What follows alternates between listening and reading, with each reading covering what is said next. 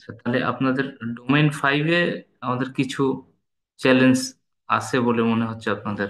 যেগুলো, যে বিষয়গুলো আপনারা আনছেন এইখানে, যেমন প্রথমটা ছিল ডেটা লস প্রিভেনশন। হ্যাঁ, তো এটাকে আমরা অনেক সময় এটাকে আমরা বলি data leak prevention. Data leak. এই ডিএলপি থেকে হুম। সবারই কমপক্ষে 4টা কোশ্চেন আসছে, কারণ হ্যাঁ, আরো বেশিও আসছে।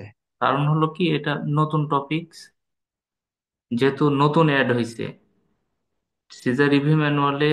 এর আগে কিন্তু ডিএলপি নিয়ে এত ভাস্ট লেভেলের কোনো কিছু ছিল না, বাট আপনি দেখবেন যে বিষয়টার উপরে ডিসকাশন হয় বেশি, কন্টেন্ট বেশি, ওইটা ইম্পর্টেন্ট। ওই জায়গা থেকে কোশ্চেন আসার সম্ভাবনা অনেক বেশি থাকে। এই ডেটা লস প্রিভেনশন বা ডেটা লিক প্রিভেনশন, এটার মেন কাজ হলো আপনার নেটওয়ার্কের বাইরে আনঅথরাইজ ওয়েতে আপনার ডেটা যেন না যায়, অন্য কোথাও কারোর সাথে যেন না শেয়ার করা হয়, অন্য কোনো জায়গা থেকে আপনার এই ডেটাটা যেন না অ্যাক্সেস করা যায়। তাহলে এই ডেটাটা আসলে কোন ডেটা? সব ডেটা তো আর একটা অর্গানাইজেশনের ইম্পর্টেন্ট না। বিশেষ করে সেনসিটিভ ডেটা, প্রাইভেট ডেটা, যেটা পাবলিকলি ডিসক্লোজ করা যায়, সেটা তো আসলে যে কেউ দেখতে পারে। ইন্টারনেটে ওয়েবসাইটে যে ডেটাগুলো দিছে, এটা তো দেখার জন্যই দিছে, ওই ডেটাগুলো না।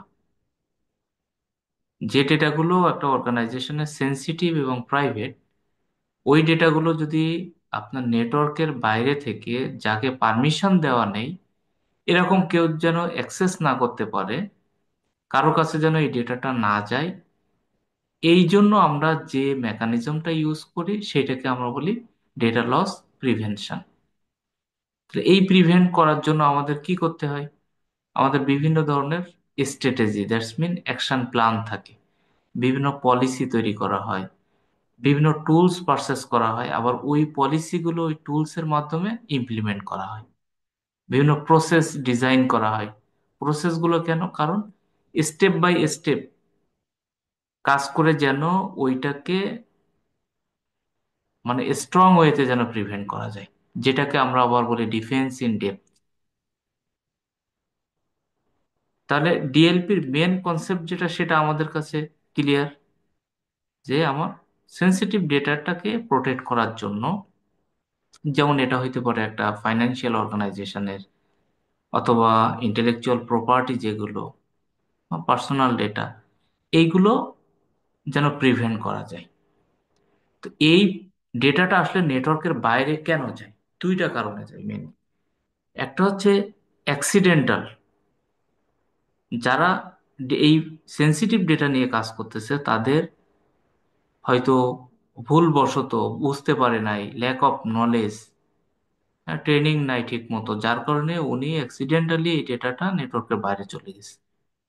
আরেকটা ওয়েতে এই ডেটাটা বাইরে যেতে পারে, যেটা হচ্ছে ইন্টেনশনালি এই ডেটাটা ব্রিচ হইতে পারে।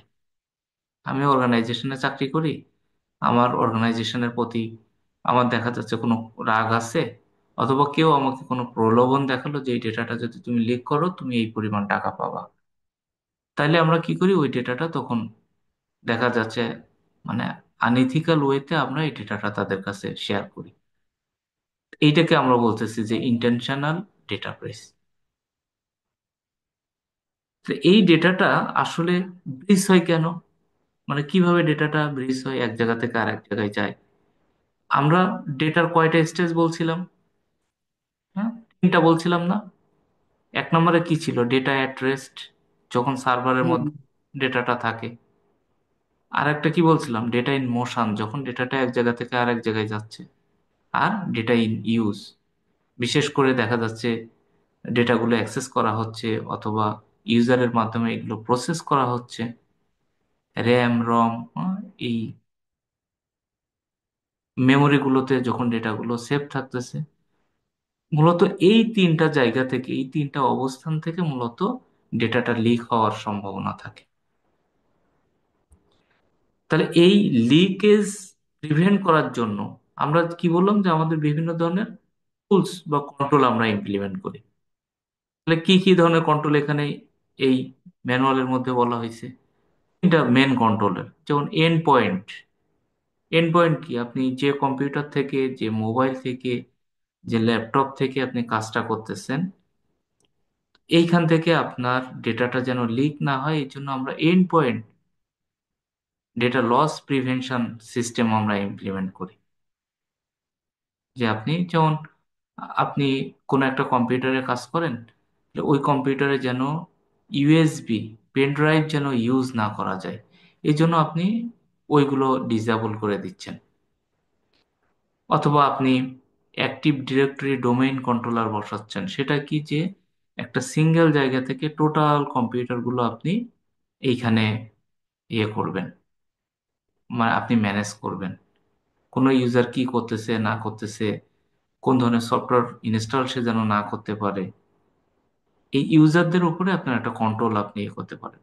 তো এই কারণে আমরা আবার নেটওয়ার্কের একটা বিষয় এখানে এ করতে পারি, যে নেটওয়ার্কের মধ্যে দিয়েই তো ডেটাটা এক জায়গা থেকে আর এক জায়গায় যায়, ডেটা ইন মোশন অথবা ডেটা ইন ট্রান্সমিট। আরেকটা ওয়ে থাকে, অনেক সময় দেখা যাচ্ছে যে আমরা তো আমাদের ডেটাগুলো অনেক সময় আমাদের প্রয়োজনে আমরা এখন ক্লাউডে চলে যাই, ক্লাউডে আমরা কাজ করি, অন্যের সার্ভারে, অন্য কোনো জায়গায়, সেটা হতে পারে অ্যামাজন, সেটা গুগল ক্লাউড, সেটা আমরা মানে এই যে গুগল ড্রাইভে রাখতেছি, বিভিন্ন জায়গায় আমার প্রয়োজনে অর্গানাইজেশনের ডেটাটা আমি রাখতেছি। তো ওইখান থেকেও, ওই ক্লাউড এনভায়রনমেন্ট থেকেও আমার ডেটাটা যেন মানে লিক না হয়, এই জন্য আমরা কিছু টেকনোলজি ওখানে ইউজ করতে পারি। তো কন্ট্রোল হিসেবে তিনটা জায়গা, একটা হচ্ছে end point DLP, network based DLP এবং ক্লাউড বেসড ডিএলপিটা আমরা এখানে এ করতে পারি। এখন আমরা আসলে কোন ডেটাগুলোর সিকিউরিটি প্রোভাইড করব? আমরা প্রথমেই বললাম যে আমার সেনসিটিভ ডেটা। তাহলে আমার কিন্তু আরেকটা কাজ আসছে, যে এই যে সেনসিটিভ ডেটা বলতেছি, এগুলো কি, ডেটার ক্লাসিফিকেশন। তাহলে আমাকে একটা জিনিস চিন্তা করতে হবে, যে আমাদের ডেটাগুলো ক্লাসিফাই করতে হবে, যে কোনগুলো টপ সিক্রেট, কোনগুলো সিক্রেট, কোনগুলো সেনসিটিভ, কোনগুলো আনক্লাসিফাইড, সেগুলো কিন্তু আমরা ডিসকাস করছি। সো যে ডেটাগুলো আসলে আমার অর্গানাইজেশনের জন্য ইম্পর্টেন্ট, যেগুলো লিক হলে আমার বিজনেসে ইম্প্যাক্ট পড়বে, সেইগুলোকে কিন্তু আমরা মূলত আমার অর্গানাইজেশনের সেনসিটিভ বা ক্রিটিক্যাল বা টপ সিক্রেট, এই ধরনের ক্লাসিফিকেশনটা আমরা করতেছি। এই ক্লাসিফিকেশন করতে হবে, এবং কিভাবে বুঝবো যে এই যে ডেটাটা লিক হয়েছে, সেই ডেটাটা আমার অর্গানাইজেশনে, যেমন আমরা অনেক সময় দেখি না যে বাংলাদেশের কোনো একটা কোম্পানির অথবা গভর্নমেন্টের কোনো ডেটা লিক হয়েছে, সেটা ডার্ক ওয়েবে অথবা ইন্টারনেটে অথবা এই যে বিভিন্ন হোয়াটসঅ্যাপ গ্রুপ বা টেলিগ্রামে এই ডেটাগুলো পাওয়া যাচ্ছে। তারপর নির্দিষ্ট কিছু বৈশিষ্ট্য আছে আমার ডেটার, যে ডেটাগুলো দেখে আইডেন্টিফাই করা যায় এটা এই অর্গানাইজেশনের ডেটা। এই জন্য ডেটা ক্লাসিফিকেশনের পাশাপাশি ডেটার একটা ট্যাগিং বা মার্কিং করতে হয়, যেগুলো দেখে সহজে যেন আমি বুঝতে পারি। তো যখন নেটওয়ার্কের বাইরে যাবে, নেটওয়ার্ক দেখবে যখন ওইরকম ট্যাগ লাগানো আছে, তখন বলবে না এটা তো সেনসিটিভ ডেটা, এটা বাইরে যাওয়া যাবে না। ওই সলিউশন থেকে সাথে সাথে সে একটা মেসেজ বা একটা অ্যালার্ট জেনারেট করে তোমার এই ডেটাটা নেটওয়ার্কের বাইরে নিয়ে যাওয়ার জন্য ট্রাই করতেছে, অথবা কেউ পাঠাই দেওয়ার জন্য ট্রাই করতেছে। এই ডিএলপি সলিউশনগুলোর এই বৈশিষ্ট্যগুলো থাকে। আর আমরা যে কি বললাম, যে স্ট্র্যাটেজির কথা বলছিলাম, অ্যাকশন প্ল্যান, তাহলে ওই প্ল্যানগুলো আমরা, ওই পলিসিগুলো আমরা এনফোর্স করি। কোন ডেটাগুলো বাইরে যেতে পারবে, আমার ডেটার এখানে কারা অ্যাক্সেস করতে পারবে, এবং ডেটার ক্লাসিফিকেশন অনুযায়ী ইউজারদেরকেও আমরা কিন্তু ওই পারমিশনগুলো দেই। সব ইউজারের তো আর আমার সব ডেটা দেখার দরকার না। সো যার জন্য যতটুকু, তাকেই ততটুকু আমরা দেই। তাহলে কি হয়, অ্যাকাউন্টেবিলিটি এনশিওর করা যায়। তাহলে কি কি ফিচার থাকে, এক নম্বরে বললাম ডেটা ক্লাসিফিকেশন, ডেটার মার্কিং করা, তারপরে এই যে স্ট্র্যাটেজি বা পলিসি, যেগুলো পলিসিগুলো ডিপ্লয় করা যেন আমার সেন্সিটিভ ডেটা বাইরে না যেতে পারে, আমার বিভিন্ন ধরনের অ্যালার্ট যেন জেনারেট করে, কোনো ইনসিডেন্ট ঘটে গেছে তাহলে আমি যেন ওই রিপোর্টটা পাই। এবং যখন আমরা ইউজারদেরকে ফাইনালি ট্রেনিং প্রোভাইড করি, এই ট্রেনিং প্রোভাইড করার কারণে আমার কি হয়, ওই যে প্রথম যেটা বললাম যে অ্যাক্সিডেন্টাল রিস্ক যেটা, এইটা আমরা কমায় আনতে পারি। ঠিক আছে, তাহলে আসলে আমরা এইগুলোর দেখবেন ঠিক সিজারি বিমানের মধ্যে কিন্তু এই কথাগুলো মানে টোটালটার মধ্যে আছে, ডেটা প্রিভেনশন, তারপরে টাইপস অফ ডিএলপি, কি কি ডিএলপি আমরা ইউজ করি, network base DLP, end point DLP, cloud DLP, এই কথাগুলোই কিন্তু সামারাইজ করে এখানে আছে। ডেটা লসের জন্য কি কিভাবে লস হয়, হ্যাঁ, যেমন টেকনোলজিক্যাল ডেটাগুলো চুরি হওয়া, তারপরে কিছু প্রসেসগত কারণে আমার ডেটা লস হইতে পারে, পিপলের সেটা নেগলিজেবল অথবা তার ল্যাক অফ ট্রেনিং বা অ্যাওয়ারনেস, এগুলোর কারণে আমার এই ডেটা লস হইতে পারে, বিভিন্ন থ্রেট অ্যাক্টর থাকতে পারে, এবং ফাইনালি ন্যাচারাল ডিজাস্টার থাকতে পারে। ডিএলপির কি ইনক্লুড করে আমরা বললাম, যেমন দেখেন কমপ্লায়েন্স, রেগুলেটরি কিছু বিষয়, ইন্টেলেকচুয়াল প্রোটেকশন, তারপর ডেটা ভিজিবিলিটি, পারমিসেবল ডেটাগুলো চুরি হইতে পারে। এই বিভিন্ন কারণে আমার এ হইতে সলিউশন গুলোর কি আমরা এটা ডিসকাস করলাম, ডেটা ট্রেস্ট, ডেটা ইন মোশন এবং ডেটা ইন ইউজ। এই তিনটা লেভেলে যদি আমরা কন্ট্রোল ইমপ্লিমেন্ট করতে চাই, তাহলে আমরা কি কি করি, যেমন গভর্নেন্স, যেমন strategy, action plan, policy procedure, এগুলো গভর্নেন্সের পার্ট। পিপলদেরকে কি করব, পিপলদের দুই ভাবে এ করব, তাদেরকে রোল রেসপন্সিবিলিটি সেট করে দেব, এবং তাদেরকে আবার আমরা ট্রেনিং প্রোভাইড করব। একটা হলো সিস্টেম দিয়ে তাকে কন্ট্রোল করতেছি, তাকে অ্যাক্সেস করতে দিচ্ছে না সবকিছু, আর একটা হলো সে যেন ভুল না করে এই জন্য তাকে ট্রেনিং প্রোভাইড করতেছি।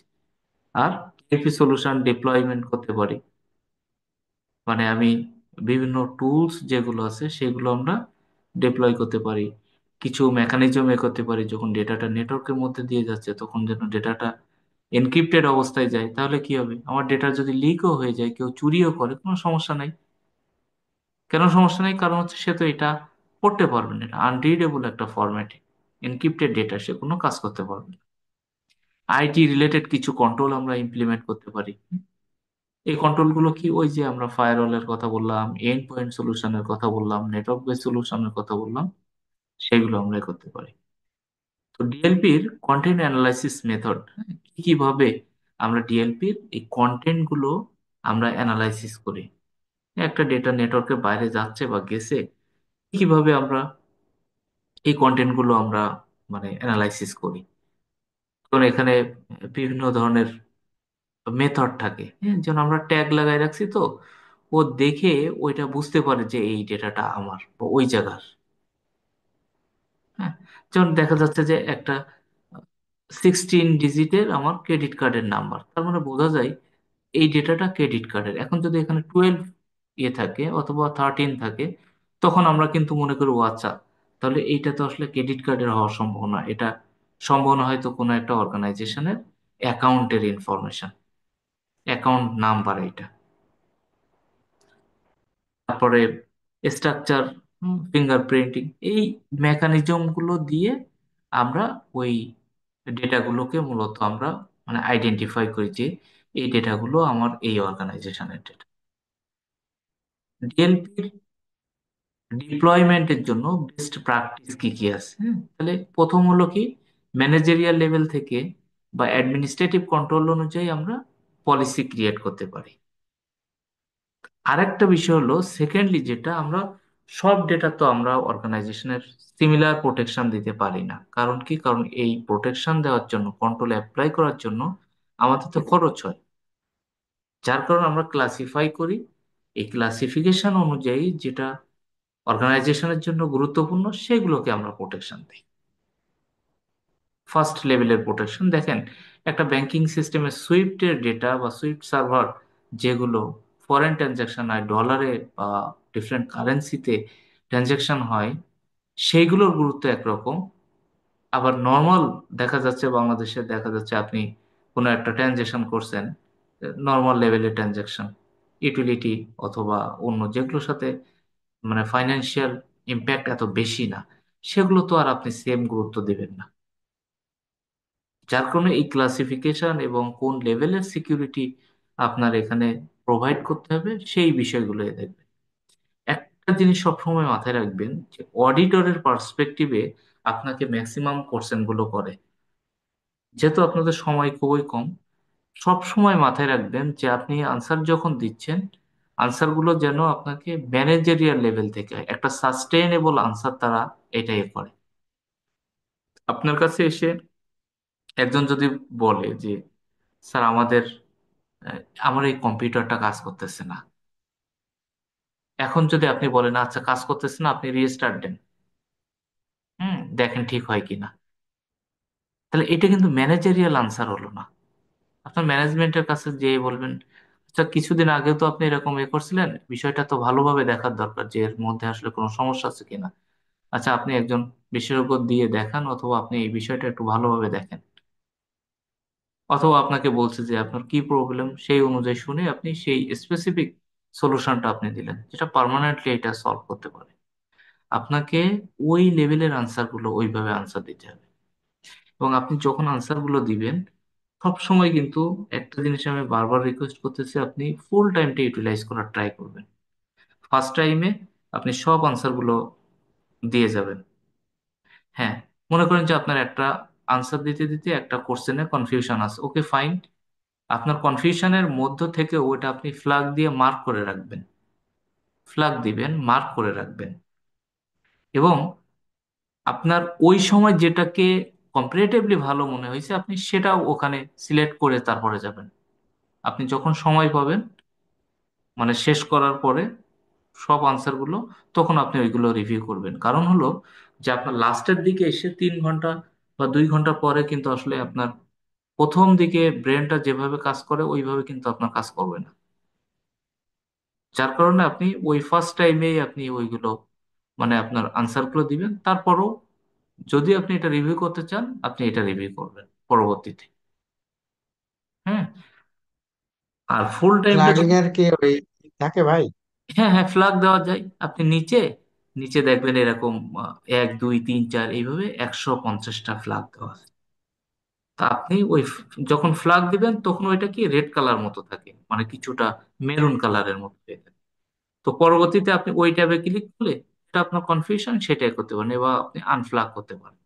আবার আপনি মনে করেন যে ফ্ল্যাগ অবস্থায় সাবমিট করে দিলেন, কোনো সমস্যা না, আপনার যেটা সিলেক্ট করা ছিল ওইটাই আপনার আনসার হিসেবে ট্রিট করা হবে।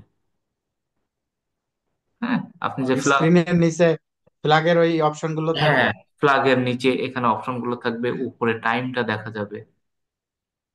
আর যেগুলো আপনার যে দিছিলেন সেখানে কি ফ্ল্যাগের সুযোগ আছে? না, না ওইখানে ফ্ল্যাগ ছিল না, আমাদের যে মক টেস্ট, হ্যাঁ হ্যাঁ ওইখানে হ্যাঁ। কিন্তু ডিরেক্টলি ওইরকম ফ্ল্যাগের ছিল না, বাট ব্যাকে আসা যেত। তো এই জন্য বললাম যে অনেক ও, সময় আপনি হয়তো চিন্তা করতেছেন হায় হায় আমি ফ্ল্যাগ অবস্থায় গেছে। হ্যাঁ, এখানে যেহেতু কোনো নেগেটিভ মার্কিং নেই, that's why I request you, just you have to answer each and every question. হ্যাঁ, এখানে কোনো ধরনের কোনো করবেন না। মানে আমি ওইখানে আমার যে কোশ্চেনটা কনফিউশন আমি ওটা অ্যান্সার দিয়ে গেলাম, বাট ফ্ল্যাগিং করে রাখলাম। পরে ওই এই ফ্ল্যাগে কি ওই নাম্বার অনুযায়ী ক্লিক করলেই ওই, বা আমি কি এইভাবে হ্যাঁ, দেখতে পারবো যে ফ্ল্যাগ করলে সব ফ্ল্যাগের গুলো পর পর আসবে, না সব ফ্ল্যাগ নাকি ওই গুলো পরপর নাম্বারে আসে যা না। ক্লিক করে? না, সবগুলো পরপর আসে না, কিন্তু আপনার ওই রেড কালার হয়ে থাকে, জাস্ট আপনি ওইখানে ওই ট্যাবটাই ক্লিক করলে ওই কোশ্চেনটা ওপেন হয়ে যায়। ও, হ্যাঁ। আর এমনি ব্যাক আচ্ছা করা ঠিক। অপশন তো আছে নাকি? ব্যাক তো করা যায় নর্মালি। না ব্যাক বলতে কি আপনি ওই, হ্যাঁ ব্যাক করা যায়, নেক্সটে যাওয়া যায়, ব্যাক করা যায়, ব্যাক করলে আপনি ওই ট্যাবে ক্লিক করলেই আপনার চলে আসবে। না আমি যদি এরকম হয় যে আমার দেখা গেল যে 3 ঘন্টা পরীক্ষা শেষ, আমি একটু সবগুলো আবার একটু রিভিউ করবো, এটা তো সুযোগ আছে, অনেকে তো বললো করছে।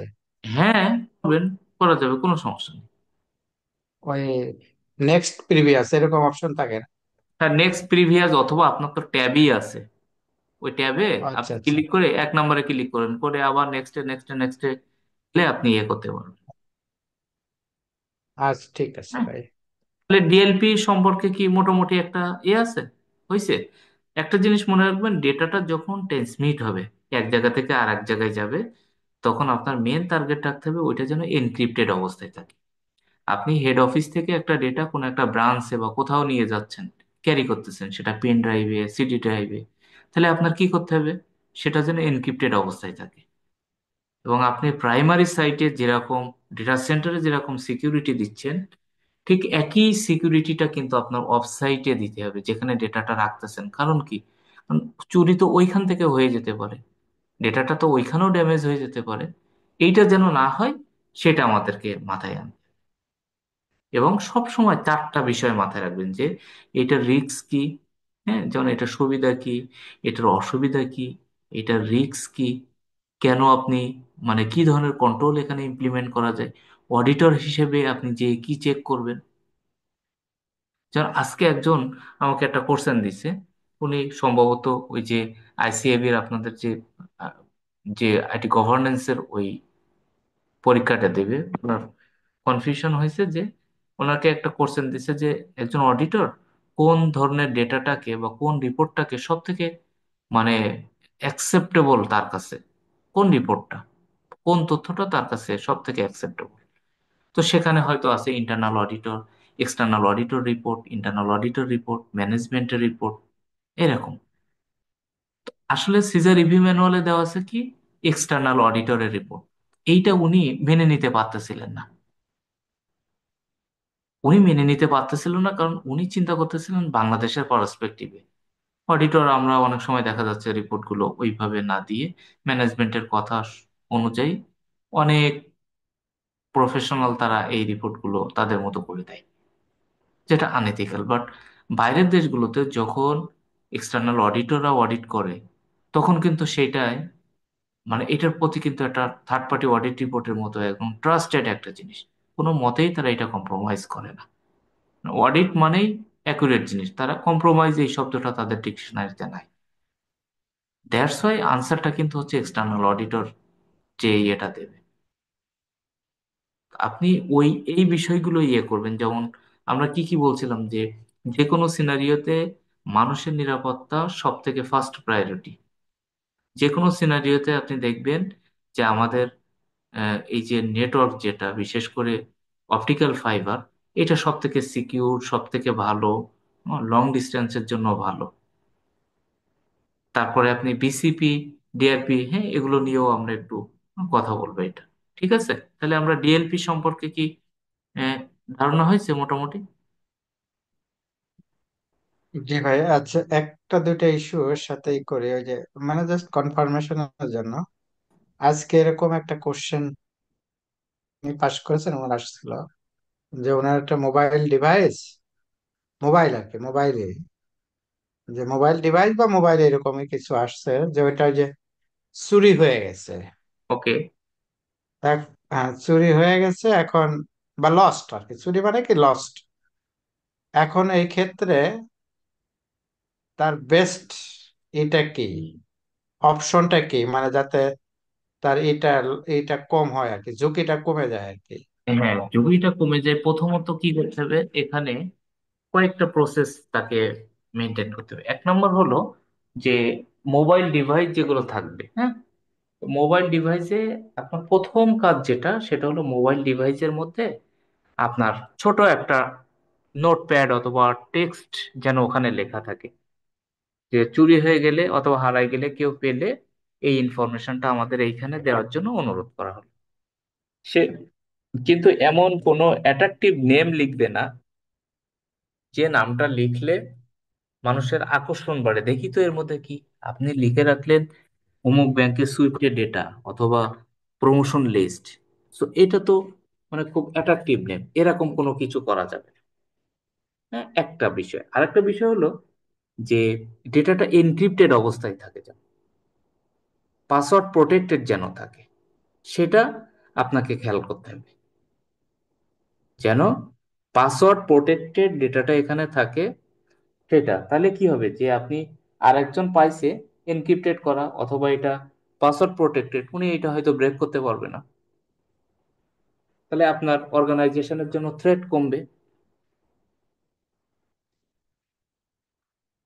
আর একটা এখানে ওই কাজ যে করতে হবে। অপশন আপনার হুম। এনক্রিপশন ছিল, wiping out, remote wiping out ছিল। না না, ও রিমোট রিমোট ওয়াইপিং, ওয়াইপিং না রিমোট ওয়াইপিং এটা করা যায় না সবকিছু, সবকিছুতেই রিমোট ওয়াইপিং করা যায় না। এটা হচ্ছে encryption is the best option. কারণ হলো কি, কারণ হলো আপনি ডেটাটা মুছে ফেললেন, ইটস ফাইন। বাট আমরা জানি যে ফিজিক্যাল ডিস্ট্রাকশন ছাড়া কোনো ডিভাইসের ডেটা 100% রিমুভ করা যায় না,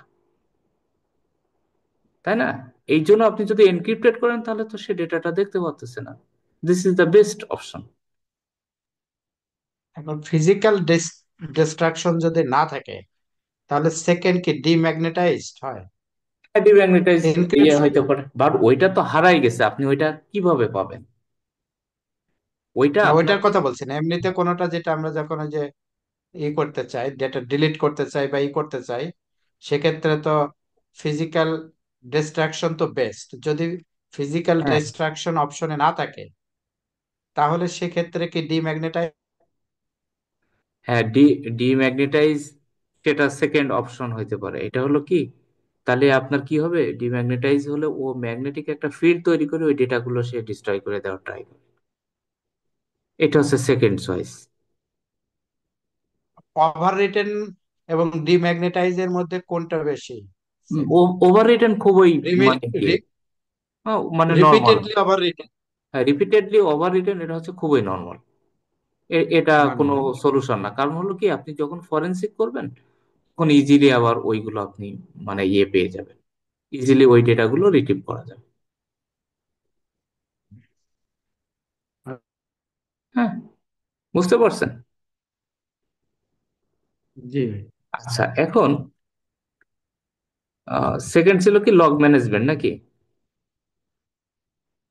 তো লগ ম্যানেজমেন্টের ক্ষেত্রে আমরা একটু দেখি এখানে লগ ম্যানেজমেন্ট কোথায় আছে।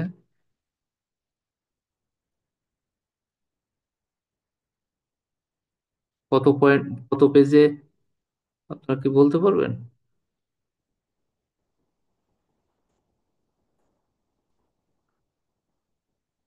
আচ্ছা, আমি একটু সার্চ দেই।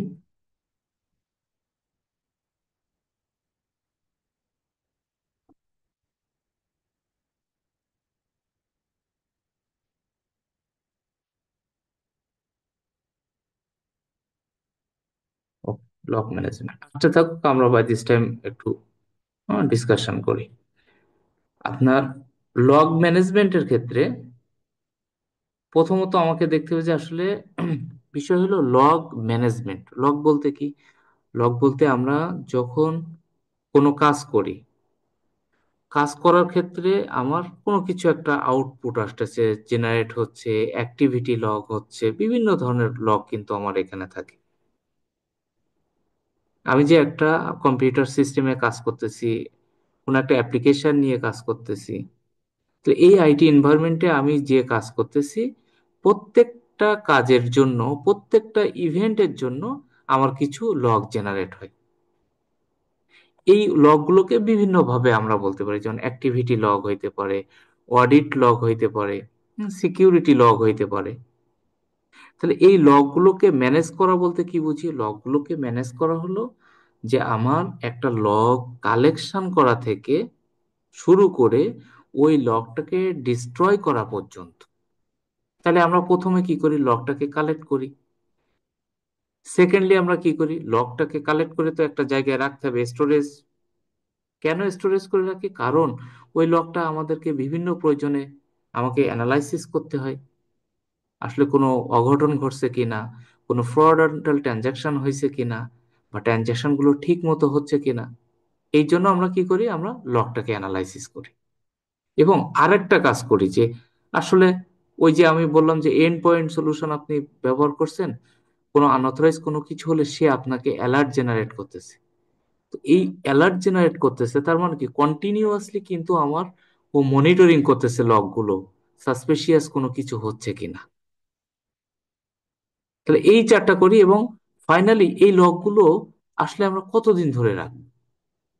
যেমন আমার সেন্ট্রাল ব্যাংকের একটা পলিসি আছে যে আপনি সিসিটিভির লগটা 6 মাস রাখবেন। তো এই যে 6 মাস রাখবেন, এইটাকে আমরা বলছি ডেটা রিটেনশন পলিসি। কতদিন পর্যন্ত ডেটাটা আমরা ধরে রাখবো এবং তারপরে আমরা ডেটাটা রিমুভ করব। হ্যাঁ, তাহলে এই যে টোটাল একটা প্রসেস, এইটাকে বলতেছি আমরা লগ ম্যানেজ করা। লগ ম্যানেজ কেন আমরা করি? কারণ সিকিউরিটি এনশিওর করার জন্য।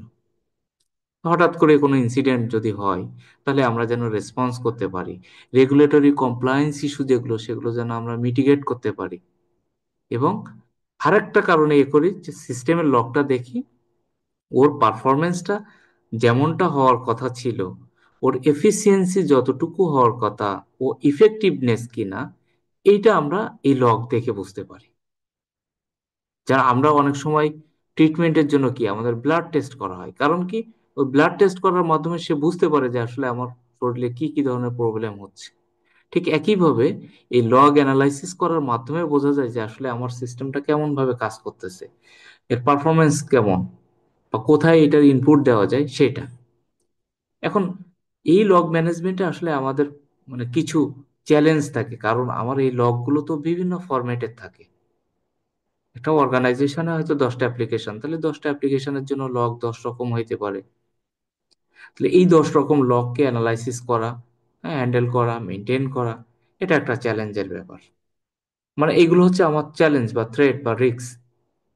তারপরে এই লগগুলো যে আমি বিভিন্ন সোর্স থেকে কালেক্ট করতেছি, তাহলে আমার ইন্টিগ্রিটি বা সিকিউরিটির এইটা ইনশিওর করা একটা টাফ বিষয়।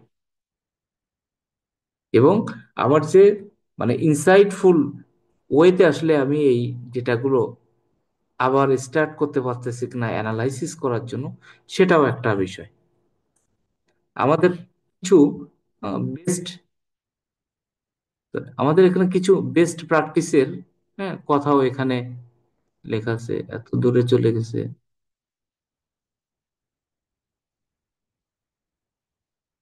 আমরা একটু ওয়েট করে।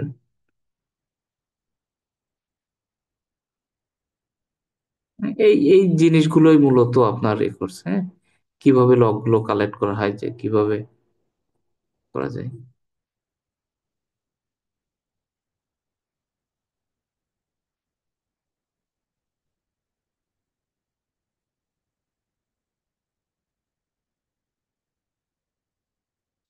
এটার মানে কত নাম্বার কি মনে আছে পয়েন্ট?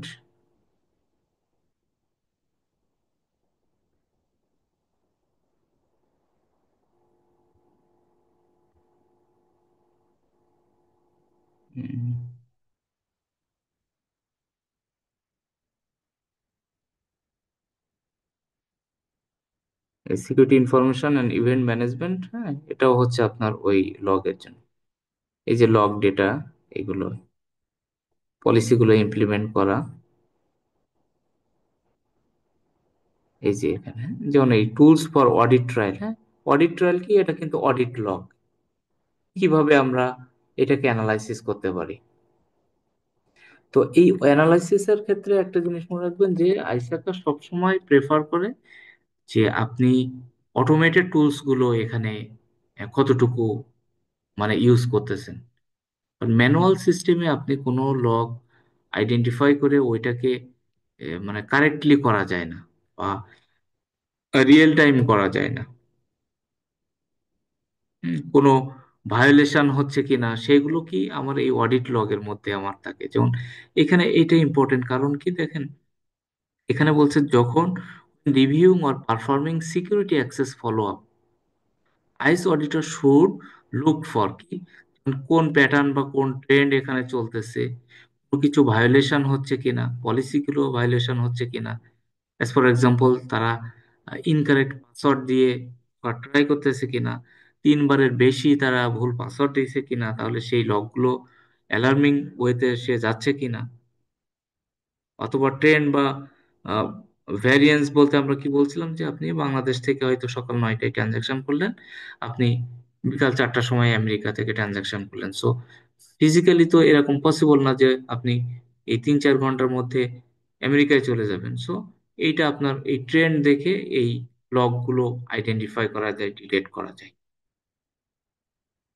কি কি ধরনের বেস্ট প্র্যাকটিস আসলে আমরা এই লগ ম্যানেজমেন্টের জন্য ইয়ে করতে পারি। যেমন আমরা তখন সব ডেটাগুলো একটা সেন্ট্রাল জায়গায় থাকে, যেমন এখান থেকে দেখাচ্ছে SIEM, security information event management. ওর কাজ কি, ওর কাজ হলো বিভিন্ন সোর্স থেকে ডেটাগুলো কালেক্ট করে, করার পরে ডেটাগুলো স্টেজিং করে, সেখান থেকে আবার সে কি করে বিভিন্ন রিপোর্ট জেনারেট করে, লগগুলো অ্যানালাইসিস করে সে একটা রিপোর্ট জেনারেট করে, সেই রিপোর্টটা মূলত ম্যানেজমেন্টকে দেয়। কতগুলো ভায়োলেশন হয়েছে, কেমনটা থাকার দরকার ছিল, কিভাবে এটা হয়েছে, সেগুলো সে এখানে চেক করে।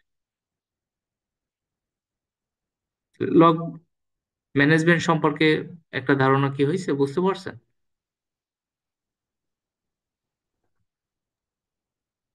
জি এই ভাই, ওই ইসের ওই 294 পেজে গেলে ওইখানে যে বিভিন্ন ধরনের যে লগ গুলো আছে হ্যাঁ, ওইগুলো 200, নিয়ে একটু জাস্ট।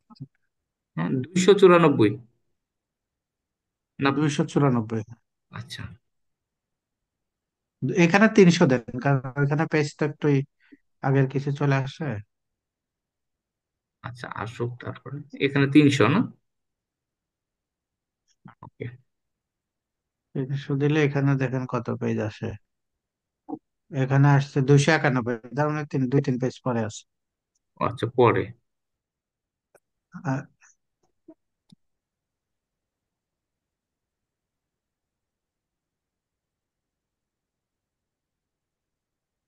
এইগুলো নাকি? এই হুম লগগুলো হুম, নাকি? জি জি। আচ্ছা, লগের টাইপ যেমন ইভেন্ট লগ। লগ বলতে আমরা কি বললাম? ওই যে আপনি এখানে একটা ক্লিক করলেন, তাহলে একটা ইভেন্ট জেনারেট হলো। আপনি মনে করেন যে কোনো একটা ফাইন্যান্সিয়াল সিস্টেমে আপনি বলে দিছেন যে আজকে মাসের 30 তারিখ আমার স্যালারি হয়। তো আমার স্যালারি হইলে আমার একটা লোন নেওয়া আছে, আমার স্যালারি অ্যাকাউন্ট বা আমার সেভিংস অ্যাকাউন্টটা ডেবিট হয়ে আমার লোন অ্যাকাউন্টটা ক্রেডিট হবে, লোনটা আমার অ্যাডজাস্ট হবে। তাহলে কি এখানে একটা ইভেন্ট ফায়ার করলেন, একটা ইভেন্ট হলো না? অথবা আমি এখানে একটা লগইন অ্যাটেম্প নিচ্ছি, আমি কয়েকবার রং পাসওয়ার্ড আমি দিচ্ছি। তো এইটা কি একটা একটা ইভেন্ট ক্রিয়েট হচ্ছে। তো এই ইনফরমেশনটা আমি রাখতেছি যে কতবার সাকসেসফুলি সে লগ ইন করতে পারছে, কতবার ফেল হয়েছে। সার্ভার লগ হলো যে সার্ভারের মধ্যে যে অ্যাক্টিভিটিস গুলো হচ্ছে, এবং বিশেষ করে এক্সেপশনাল এবং নন এক্সেপশনাল বোথ টাইপের, এইগুলো হচ্ছে সার্ভার লগ। মানে সার্ভারে কি করে, ডেটাগুলো রাখে, তো ডেটাগুলো রাখতে তার কোনো প্রবলেম হচ্ছে কিনা। যেমন এখানে দেখা যাচ্ছে তার স্টোরেজ যেটা সেটা ফুল হয়ে যাচ্ছে, অথবা ডেটা কোনো মিসিং হচ্ছে, অথবা অনেক সময় আপনি ট্রানজাকশন করতেছেন বাট আপনার ডেটাটা সেভ হচ্ছে না। তাহলে এইটা আমরা কি সার্ভারের লগ দেখে আমরা বুঝতে পারবো কতগুলো ডেটা এখানে আপনার স্টোর হয়েছে, কতগুলো ডেটা আপনার স্টোর হচ্ছে না। কারণ কি আমরা অনেক সময় বলি না যে যে আরপিও, রিকভারি পয়েন্ট অবজেক্টিভ, তার মানে কতটুকু ডেটা লস হয়েছে। এই ডেটা লস কেন হয়? এই সার্ভারের একটা ইস্যু থাকতে পারে যে তার স্টোরেজ ছিল না, দ্যাটস ওয়াই সে এখানে এটা স্টোর করতে পারেনি। আর সিস্টেম বলতে এই সিস্টেমটা অ্যাপ্লিকেশন সিস্টেম হইতে পারে, অপারেটিং সিস্টেম হইতে পারে। তারপরে সিস্টেমে যদি কোনো পরিবর্তন করেন, যেমন মাস্টার প্যারামিটার আপনি চেঞ্জ করলেন, তাহলে কি এটা সিস্টেম রিলেটেড বিষয়।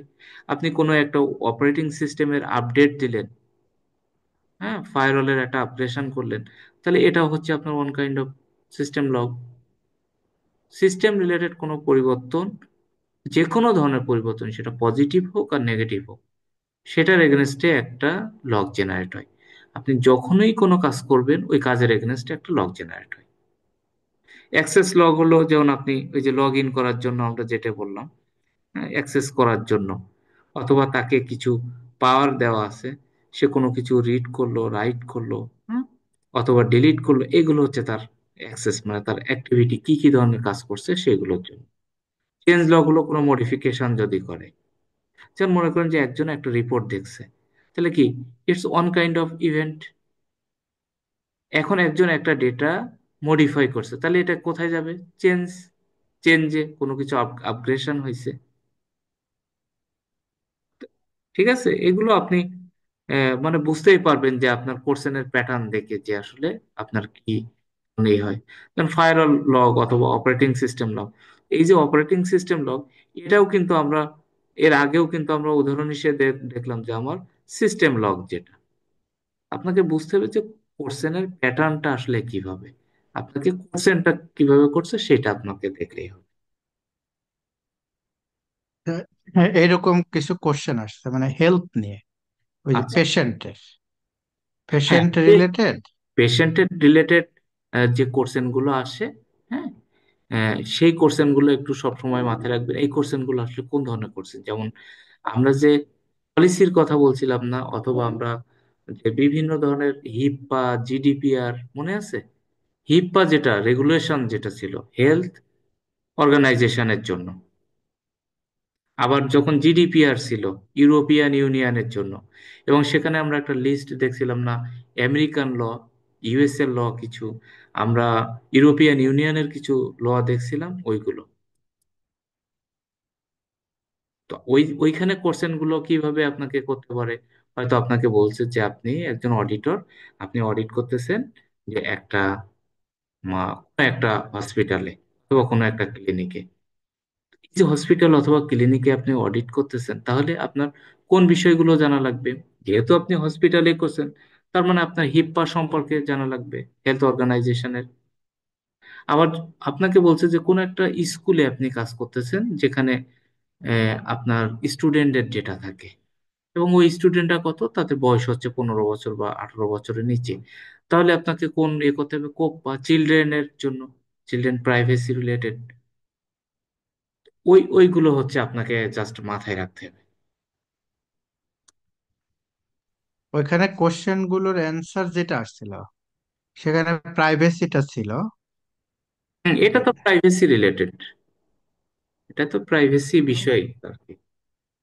মানে এই হেলথ হেলথ রিলেটেড এরকম বা যে পেশেন্ট রিলেটেড আসলে তখন তো তাদের প্রাইভেসিটা মেনটেন করাটা তো প্রধান হ্যাঁ, কাজ থাকবে। ওই মানে যে পলিসি। যেমন কনসার্ন, যে হ্যাঁ, অডিটরের যে সবচেয়ে কনসার্ন কোন ইস্যুটা, তার মানে এরকমই প্রাইভেসিটাই তো এখানেই হওয়ার কথা নাকি? হ্যাঁ, এইটাই প্রাইভেসি, এটাই আপনি ওই সেকশনটাই যখন যাবেন তখন দেখবেন যে ওইটা বলছে যে প্রাইভেসি নিয়ে কথা বলছে, ওটা বলছে প্রাইভেসি পলিসি।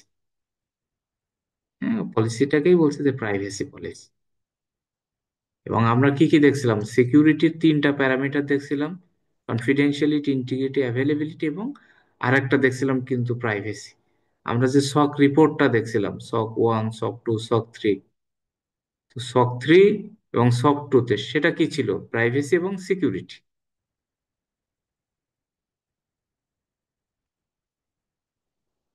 আরেকটা কোশ্চেন ছিল এরকম যে একজন অডিটর, সে ওই যে ডিউরিং দ্য অডিটে সে কিছু কিছু সিরিয়াস কিছু ইরেগুলারিটিস পেয়েছে, মানে যেটা যে ফ্রডের কাছাকাছি। ওকে। এখন সেই ক্ষেত্রে তার কোর্স অফ অ্যাকশন কি হবে? হুম। ফার্স্ট কোর্স অফ অ্যাকশন, তো সেই ক্ষেত্রে একটা ছিল যে অডি অডিটি ম্যানেজমেন্টের সাথে ডিসকাশন করা, অডিটি অ্যান্ড অডিটরের ম্যানেজমেন্ট দুজনের সাথে করা, অডিটরের ম্যানেজমেন্টের সাথে ডিসকাস করা, আর ডাইরেক্ট করা, রিপোর্ট হ্যাঁ, করা বা ইনফর্ম করা, এই টাইপের। হ্যাঁ, এখন দেখেন, এখন একটা বিষয় হলো, আপনি অডিটর, প্রথমত আপনাকে you have to confirm that this is a fraudulent activities. এবং যখনই ফ্রড রিলেটেড কোনো কিছু হবে, তখন আপনার প্রথম কাজ যেটা, সেটা হলো অডিট, অডিটির মানে অডিটর না, কিন্তু অডিটির মানে যাদেরকে অডিট করতেছেন, যারা আপনাকে হ্যাঁ, দিয়ে অডিটের কাজটা করাচ্ছে, তার ম্যানেজমেন্টকে ইনফর্ম করা যদি কোনো ফ্রডেন্টাল কোনো বিষয় থাকে। Very immediately you have to inform that responsible peoples, number 1। Number 2 হলো যে আপনি একটা রিপোর্ট করবেন, বাট আপনাকে মনে হচ্ছে যে এখানে কোনো ফ্রডেন্টাল হচ্ছে। সো সেই ক্ষেত্রে আপনাকে কি করা উচিত, সেই ক্ষেত্রে আপনার হলো যে আপনাকে কনফার্ম হওয়া। আপনি যখন কনফার্ম হবেন তখনই আপনি করবেন। বাট আপনি একটা অডিটে গেলেন এবং আপনি ধারণা করতেছেন যে এখানে একটা এরকম ধরনের ফ্রড হইতে পারে, তো সেই ক্ষেত্রে আপনি কি করবেন, সেই ক্ষেত্রে আপনার কাজ হলো আপনাকে কনফার্ম হওয়া। অডিটিং ম্যানেজমেন্টকে আপনি তো একটা ভয় ঢুকাই বা তাকে তো একটা মিস ইনফরমেশন আপনি দিতে পারবেন না। এই জন্য আগে আপনাকে কনফার্ম হইতে হবে। তারপরে যদি আপনি কনফার্ম হন, দেন আপনাকে অডিটের ম্যানেজমেন্টের সাথে কথা বলতে হবে। আপনার ম্যানেজমেন্টের সাথে না, আপনি অডিটর, আপনার ম্যানেজমেন্টের সাথে। আপনার ম্যানেজমেন্টের সাথে কখন কথা বলবেন, যখন আপনি একটা অডিট করছেন, অডিট করার পরে আপনি ড্রাফট রিপোর্ট দিচ্ছেন, ড্রাফট রিপোর্টটা অডিটই এটা অ্যাকসেপ্ট করতেছে না, সে সাইন করবে না, সে বলছে না এটা আমি মানি না। তখন আপনি এটাকে কি করবেন? তখন আপনাকে মূলত এটা আপনি আপনার ম্যানেজমেন্টের সাথে কথা বলবেন। আপনার ম্যানেজমেন্ট এটা অডিটের ম্যানেজমেন্টের সাথে কথা বলে কিভাবে রিজলভ করা যায়, they will take the necessary steps. হ্যাঁ, একদম ক্লিয়ার কনসাইজ, কিন্তু এগুলো কিন্তু খুব হ্যাঁ, এটা আসলে খুব হেল্প করলো আর কি আপনার এই এক্সপ্লেনেশনটা। কিন্তু বোথ অপশন তো কখনোই হবে না, না no, ওই যে এই no, no, কোশ্চেন। never, হ্যাঁ। never, never. Why they provide the both option or all of the above? Most of the times we're very confused. এগুলো হচ্ছে অ্যাট্রাকটিভ একটা কোর্সে, না আপনাকে কোর্সে মনে করেন যে আপনার না পরীক্ষার সময় কিছু কিছু টার্ম আপনার খুব ভালো লাগে, যেমন অডিট চার্টার, তারপর ইনসিডেন্ট রেসপন্স প্ল্যান, অথবা বিসিপি ডিআরপি, যেগুলো আপনার কানে বারবার গেছে, ওইগুলো আপনার মনে হয় কি যে এইগুলো মনে হয় ইম্পর্টেন্ট। এই জন্য কোনো একটা দেখা যায় ইরিলেভেন্ট সেটা, তারপরে ওই অপশনটা দেয়। কারণ কি? কারণ আমরা ট্রাফে ফেলার ট্রাই করি, যে উনি যেন এই জায়গাটাই, মানে হানি পট বা হানি ট্রাপ আমরা ফেলতেছি, যে উনি যেন এই আনসারটা দেয়। এবং আমি কিন্তু সবসময় আপনাদের একটা জিনিস বলছিলাম, যখন এরকম ধরনের টার্ম পাবেন, হ্যাঁ, যে auditor should process in depth, হ্যাঁ, অডিটর শুড মানে অডিটরের কাজটা করা উচিত এইটা। এবং আপনি যখনই কোনো কাজ করবেন, প্রথমত আপনার ইন ডেপথ নলেজ লাগবে এবং আপনাকে কনফার্ম হইতে হবে। আপনি তো অডিটর, আপনার রিপোর্টের উপর একটা অর্গানাইজেশনে অনেক কিছু নির্ভর করতেছে। দ্যাটস ওয়াই আপনাকে বুঝে তারপরে এ করতে হবে। তো জিডিপিআর এর জন্য আমরা যেটা বলছিলাম, এই দেখেন এইখানে বলছে যে ইউরোপিয়ান ইউনিয়নের জন্য কি ছিল, জেনারেল ডেটা প্রোটেকশন রেগুলেশন। হ্যাঁ, এটা কিন্তু এই রিলিভেন্ট ছিল। হ্যাঁ, এটা তাহলে কি প্রাইভেসি রিলেটেড। এবং এইটার জন্য আপনি দেখবেন কোনো একটা জায়গায় হয়তো আপনার আরো আরো ডিটেলস করে লেখা আছে। আমরা একটা লিস্ট দেখছিলাম, আপনাদের মনে আছে কিনা। লিস্ট আছে কিন্তু ওই শুধু নামই আছে। হ্যাঁ, নাম। মানের দিকে না শুরু।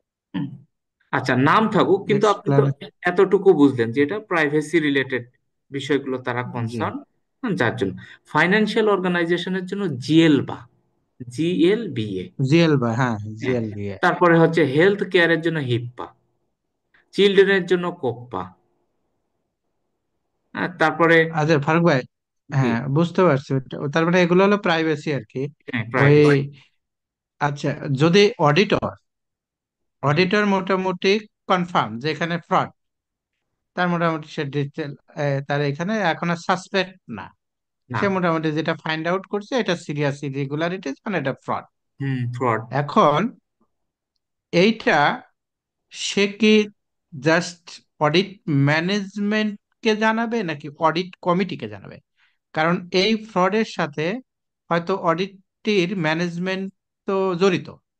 সুতরাং জানাইলে কি এটা কি প্রপারই হবে, নাকি একবারে ডাইরেক্ট সে তখন অডিট কমিটির সাথে করবে? আচ্ছা, এখন দেখেন আপনি দুইটা ইয়ে করছেন।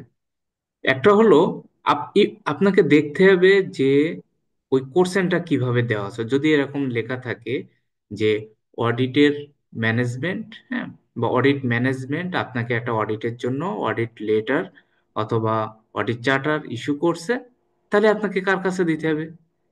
ও একটা রিলেশন তৈরি করে দেয়, যে মূলত আপনাকে অডিটের কাজটা দিছে তাকে আপনাকে ওইটা মানে রিপোর্টটা দিতে হবে। এখন যদি আপনি দেখেন যে না, যিনি সাইন করছেন ওনার নাম তো এখানে নাই, তাহলে যিনি সিনিয়র লেভেলে আছে, একটা হচ্ছে অডিট ম্যানেজমেন্ট আর একটা হচ্ছে অডিট কমিটি। তো এইটা অডিট কমিটি বড় না অডিট ম্যানেজমেন্ট বড়, সেটা। অডিট কমিটি আপনার হচ্ছে আমি যেখানে অডিট করতেছি হুম, তাদের। তাহলে অডিট কমিটিকে অবশ্য এটা অবশ্যই ইন্টারনাল অডিট হলে আবার আরেক ধরনের হয়ে যাবে।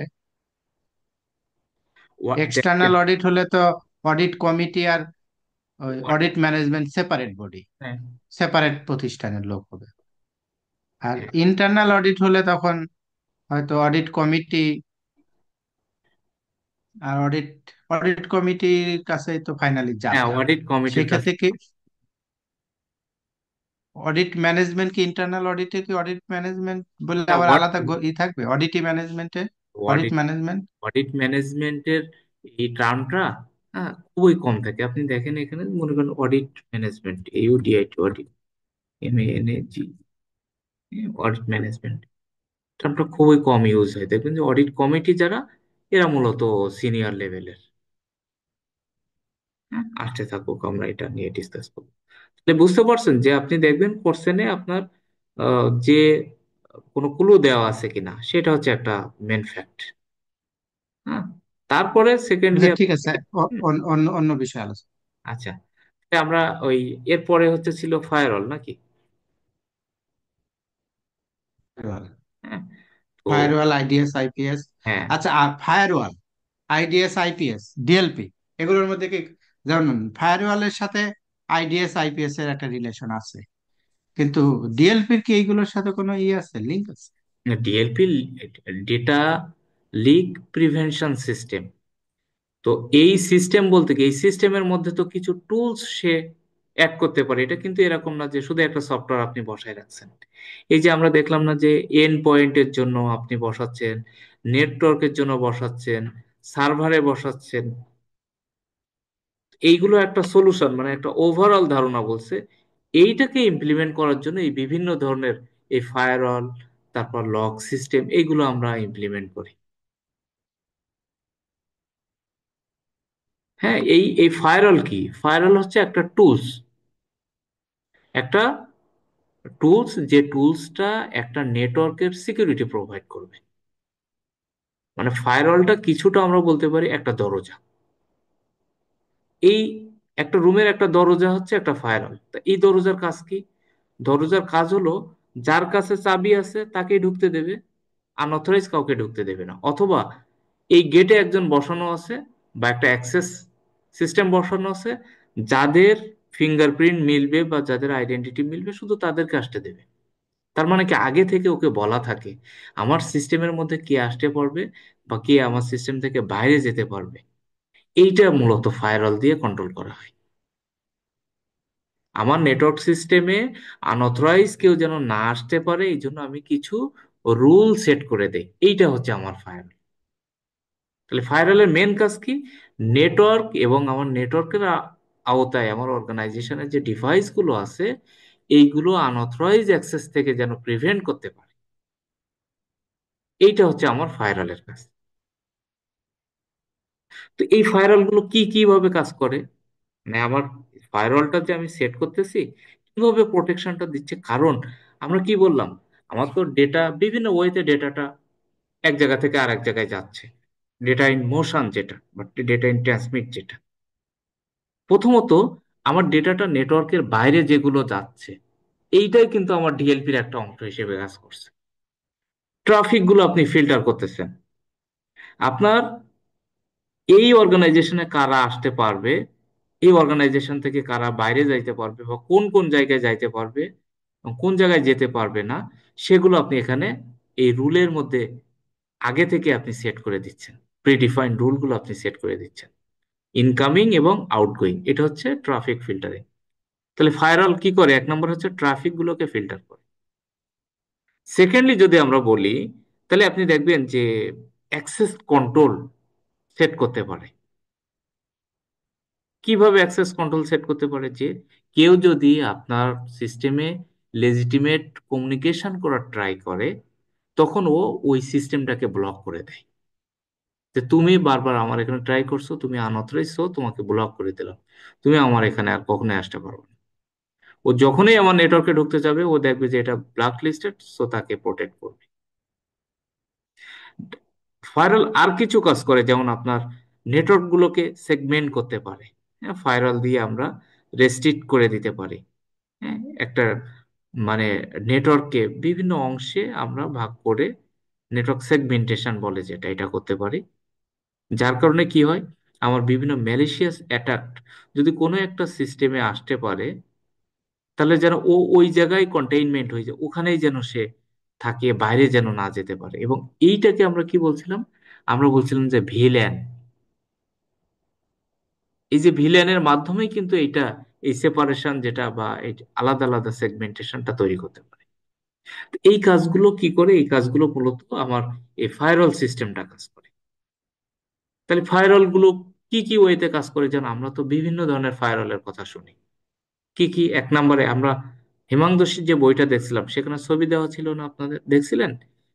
একটা ছিল প্যাকেট ফিল্টারিং ফায়ারওয়াল। ওর কাজ কি করে? প্যাকেট ফিল্টারিং ফায়ারওয়ালের মেন কাজ যেটা, যে আইপি অ্যাড্রেস যেগুলো থাকে, পোর্ট নাম্বার যেগুলো থাকে, এবং বিভিন্ন রুলস প্রোটোকল, প্রোটোকলের অর্থ হচ্ছে এ সেট অফ রুলস। এই সেট অফ রুলস গুলো যেগুলো সেট করা থাকে ওইটার উপরে সে এই প্যাকেটগুলোকে এক্সামিন করে, পরীক্ষা করে। তাহলে কি কি প্যাকেট ফিল্টারিং এর তিনটা, একটা হচ্ছে আইপি অ্যাড্রেস, কোন আইপি আসতেছে, কোন আইপি যাচ্ছে, কোন জায়গা থেকে কি আসতেছে না আসছে এইটা দেখে। দুই নম্বর হচ্ছে কোন পোর্ট দিয়ে এটা ঢুকতেছে বা যাচ্ছে আসতেছে। যেমন সিকিউর পোর্ট কি, আমরা বলি 443, যদি হয়তো এগুলো আপনাদের জন্য প্রয়োজন না। এইচটিটিপিএস এর জন্য 443 ইউজ করি। আবার একটা ইনসিকিউর পোর্ট আছে, ওই এইচটিটিপি যেটা 80, পোর্ট নাম্বার 80, তাহলে ও দেখে যে কোন পোর্ট থেকে আসতেছে। যদি সিকিউর পোর্ট থেকে আসে ও হয়তো অ্যালাউ করতেছে, বা কোনো একটা কোম্পানির ওয়েবসাইট থেকে হয়তো ইনসিকিউর কোনো পোর্টে যাচ্ছে, ও আটকে দিচ্ছে যে না, ইনসিকিউর পোর্ট কেন তুমি ব্রাউজ করবা। আর হচ্ছে কিছু রুল সেট করা থাকে, প্রোটোকল সেট করা থাকে, ওইটার উপরে প্যাকেট ফিল্টারিংটা কাজ করে। এটা মূলত একটা লিমিটেড ভার্সন, যে এইটা দিয়ে আসলে সব লেভেলের সিকিউরিটি এনশিওর করা যায়। ফার্স্ট লাইন অফ ডিফেন্স হিসেবে we can treat the packet filtering firewall. ঠিক আছে, এক নম্বর গেল।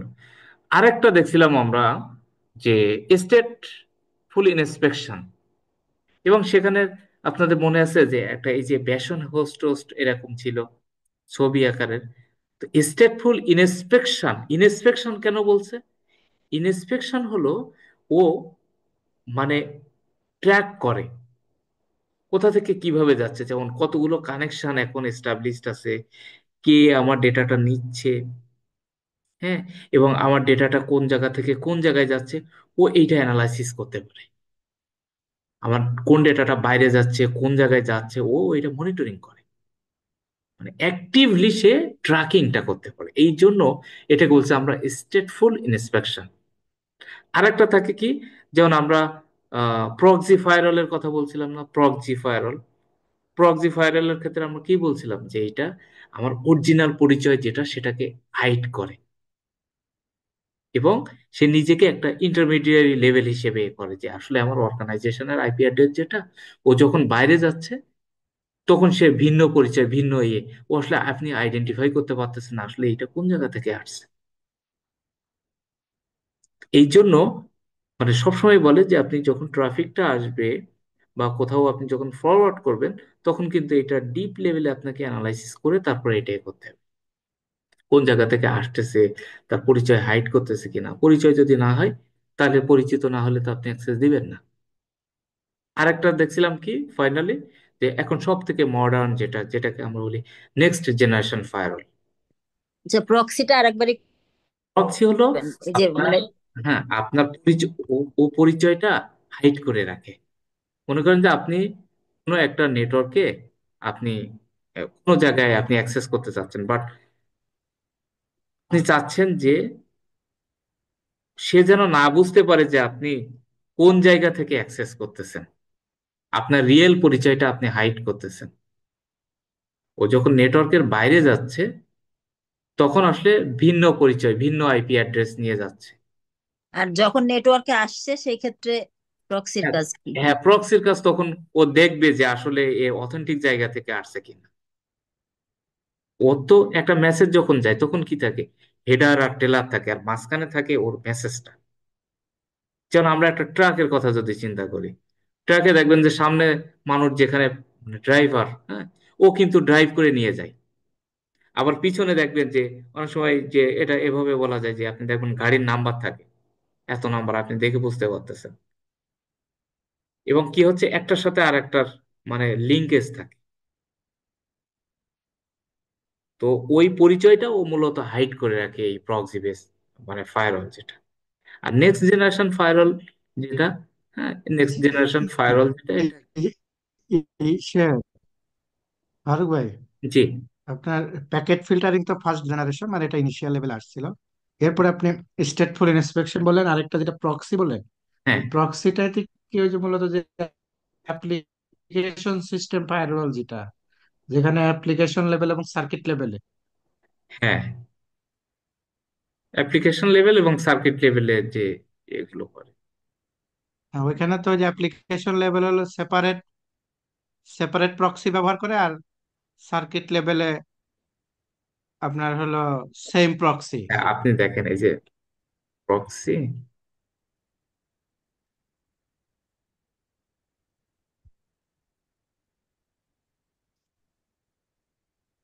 যেটা খুঁজতে খুঁজতে আপনাকে আরেকটা এই বিষয় জিজ্ঞাসা করি।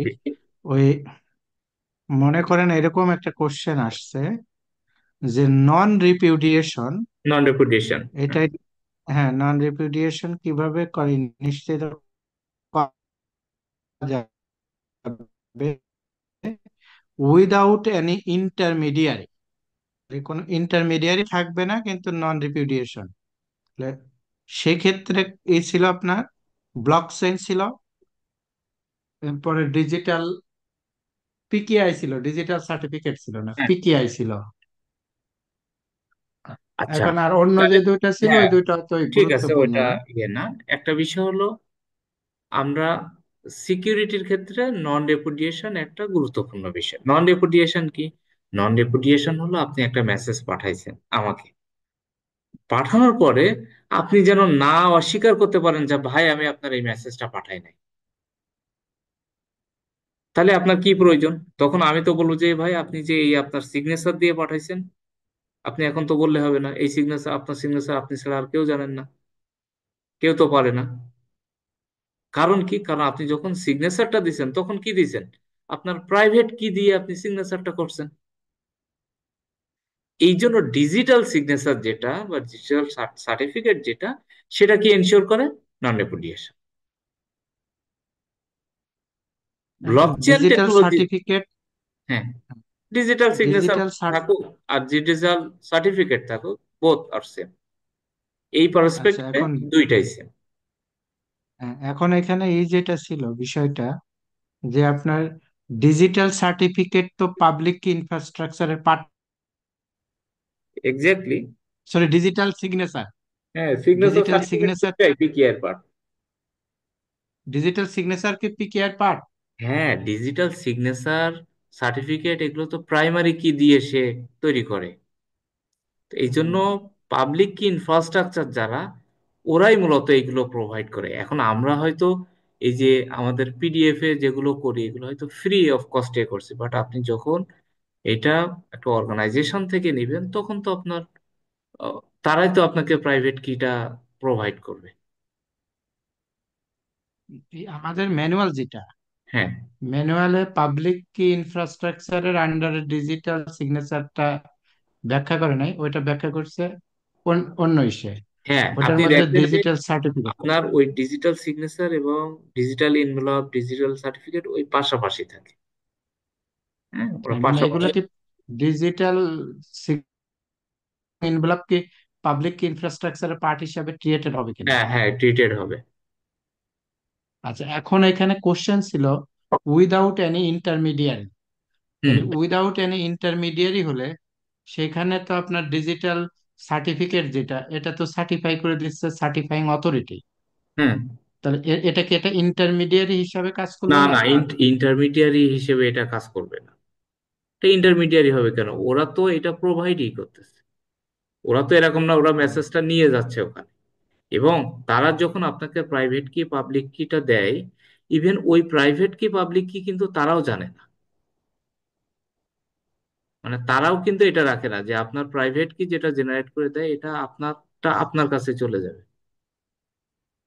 এটা এরকম না যে ব্লক ওদের। চেইন একটা, হ্যাঁ, ব্লক চেনটাও আমি ডিসকাস করবো আজকে। ব্লক চেন হলো ডিস্ট্রিবিউটেড লেজার সিস্টেম। হ্যাঁ, ডিস্ট্রিবিউটেড লেজার সিস্টেম মানে এখানে এক এক ব্লকের মধ্যে আপনার ডেটাগুলো থাকে। তো তো ব্লক চেনটা কেন মানে ইউজ করা হয়? ব্লক চেনের মেন কাজ হলো ব্লক চেন তিনটা জিনিস এনশিওর করে। তিনটা জিনিস ব্লক চেন এনশিওর করে: ট্রান্সপারেন্সি, অ্যাকাউন্টেবিলিটি। হ্যাঁ, এগুলো সে মূলত মানে ব্লক চেন আপনাকে এনশিওর করে।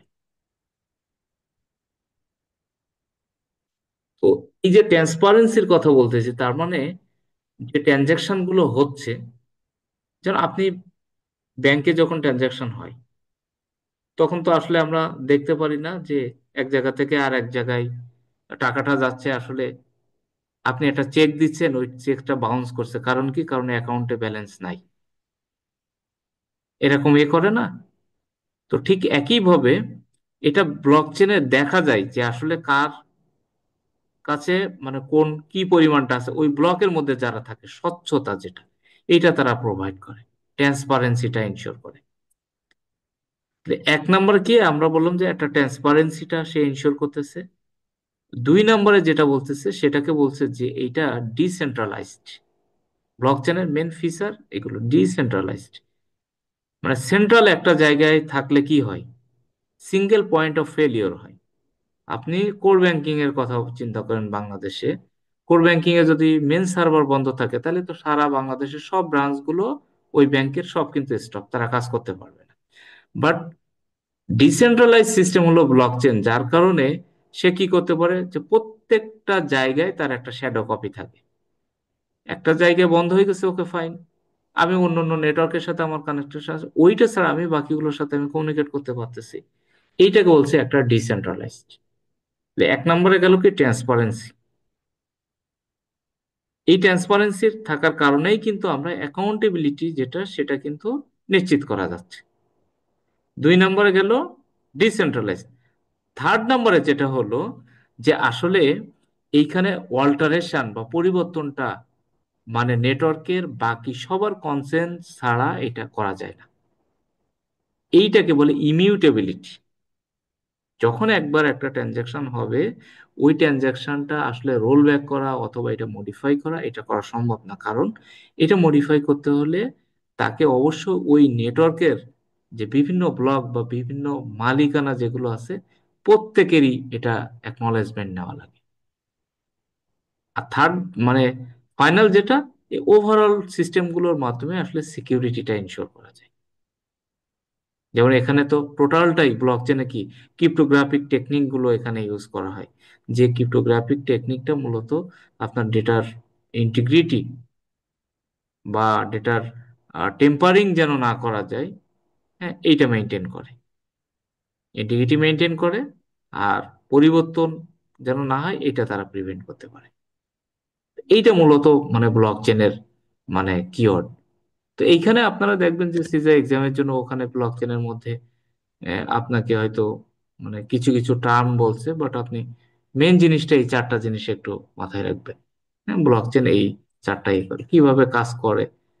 তারপরে এখানে তো বলা ছিল ওখানে যে ক্রিপ্টোকারেন্সি তারা করে, তারপরে অডিট কিভাবে ইনশিওর করা যায়, যেহেতু ব্লক চেন রিলেটেড যদি হয় তাহলে অডিট কিভাবে করবেন, অডিটরের কাজ কি।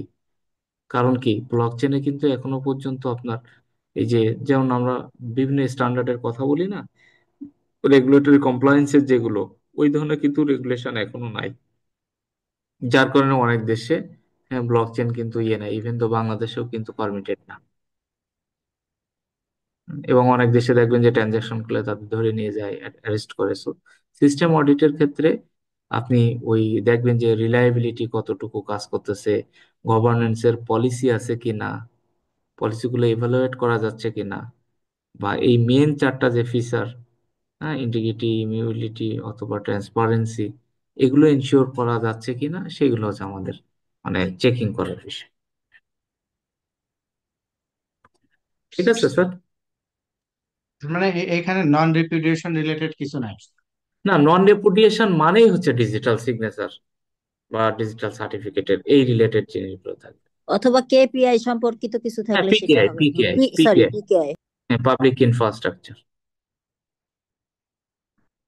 যেমন আমরা কি বলছিলাম, যখন আমরা ডিজিটাল সিগনেচার নিয়ে পড়ছিলাম, তখন বলছিলাম না যে ডিজিটাল সিগনেচার তিনটা জিনিস প্রোভাইড করে, একটা জিনিস প্রোভাইড করে না, কি বলেন তো? হুম, ডিজিটাল ডিজিটাল সিগনেচার, করে না, সিগনেচার, ইন্টেগ্রিটি, কনফিডেন্সিয়ালিটি প্রোভাইড করে না। কনফিডেন্সিয়ালিটি। হ্যাঁ, ওইটা ওই যে রেড কালার করে দেওয়া আছে, হ্যাঁ, জাস্ট এই ধরনের কিওয়ার্ড গুলো একটু। আমার মনে হচ্ছে আপনারা যেন কেন ভয় পাচ্ছেন, এটা হলো হারানোর কিছু নাই। হ্যাঁ, আপনারা পড়ছেন, প্রিপারেশন ভালো, ম্যানেজারিয়াল লেভেলে আছেন আপনি, আপনার ওই জায়গা থেকে চিন্তা করবেন, এবং আপনি কখনোই চিন্তা করবেন না যে এখানে আইটি, কিন্তু কোশ্চেন গুলো বিজনেস সেন্ট্রিক জায়গা থেকে, ম্যানেজারিয়াল লেভেল থেকে আপনি আনসার গুলো আপনি দেওয়ার ট্রাই করবেন। হ্যাঁ। আচ্ছা, এরপরে আরেকটা টপিক স্যার বলছিলেন, আইপিএস আইডিএস। হ্যাঁ, আইপিএস আইডিএস হলো কি, একটার নাম হচ্ছে ইন্ট্রুশন প্রিভেনশন সিস্টেম। মানে কি, ইন্ট্রুশন মানে ক্ষতিকারক জিনিস, এমন একটা জিনিস, এমন একটা সিস্টেম যেটা ইন্ট্রুশন, ক্ষতিকারক জিনিসগুলোকে প্রিভেন্ট করতে পারে। মানে কি, প্রিভেন্টিভ কন্ট্রোল হিসেবে আমরা এটা বসাইতে পারি। আরেকটা আমরা বলছিলাম IDs, intrusion detection system. Detect করা বলতে কি, প্রিভেন্ট করতে পারে নাই, ফেল করছি, এখন আমাকে ডিটেক্ট করতে হবে। আইপিএস, আইডিএস এবং ফায়ারওয়াল, এই তিনটার মধ্যে যদি পার্থক্য আমরা দেখি, দেখেন, আপনার, আমরা যদি লিখি যে আইপিএস, আইডিএস আর ফায়ারওয়াল, হ্যাঁ, EIFF, ER, differentiate between firewall, IPS, IDS, tabular format.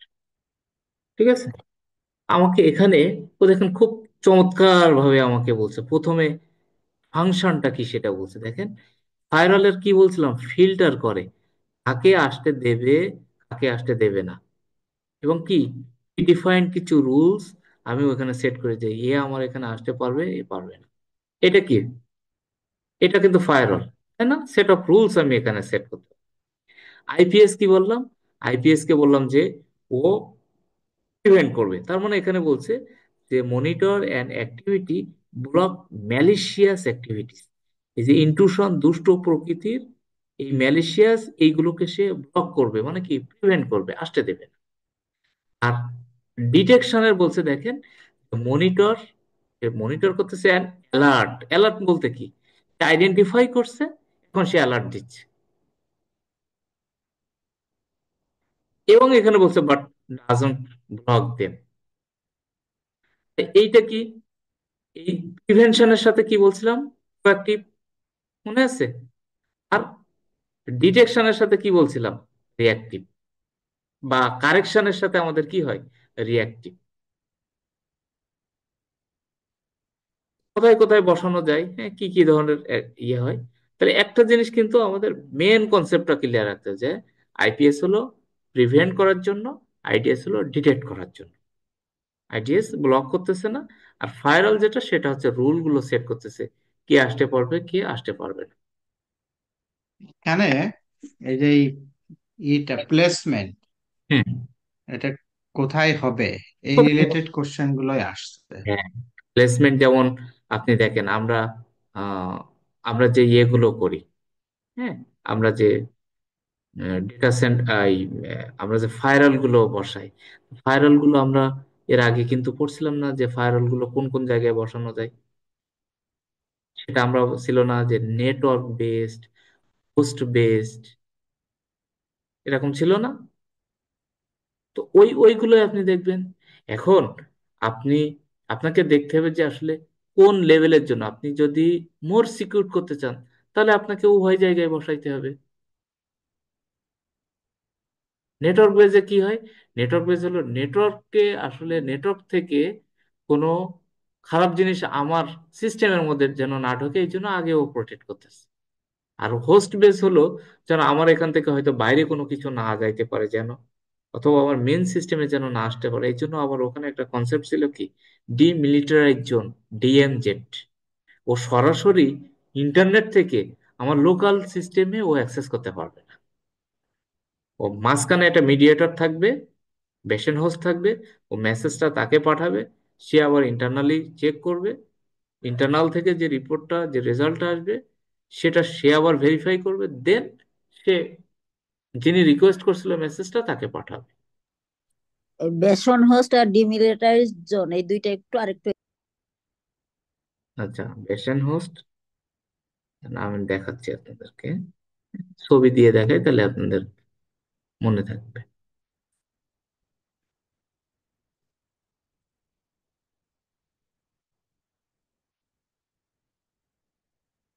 এইটা কিন্তু আমরা কি প্রক্সির কথা এটা বলছিলাম কিন্তু, হ্যাঁ। প্রক্সি সার্ভার কি করছে, এই দেখেন এখানে কম্পিউটারের এখানে একটা আইপি অ্যাড্রেস, হ্যাঁ, এখানে দেখেন এখানে একটা আইপি অ্যাড্রেস, এটা 1 নাম্বার, এটা 2 নাম্বার, এটা 3 number, different different IP address না ইন্টারনাল। কিন্তু ও প্রক্সি সার্ভারে যে কি করছে, ও দেখেন একদম আলাদা একটা আইপি অ্যাড্রেস হয়ে গেছে, যে ও ইন্টারনেটে যাচ্ছে।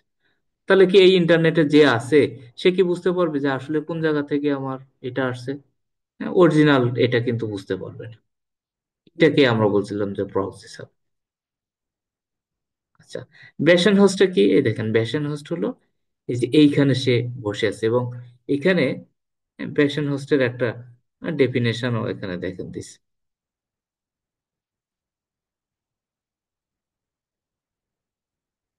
এই যে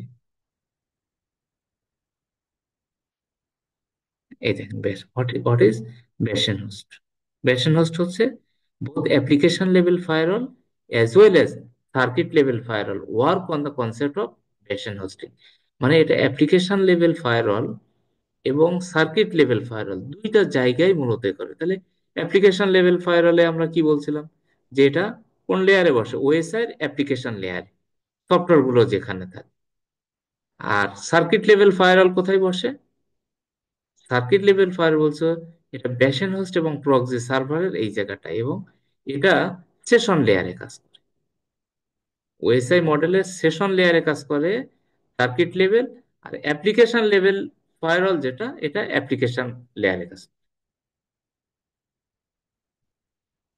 তাহলে এইটাকে বলছে মূলত যে বেশন হোস্ট। এরপরে বলে আবার এখানে সে ছবিটা দেখাইছে যে বেশন হোস্ট কিভাবে কাজ করে। এই যে বেশন হোস্ট, এটা ইন্টারনাল নেটওয়ার্ক এবং এখানে ইন্টারনেট, এই দুইটার মাঝখানে এই বেশন হোস্টটা বসানো হয়।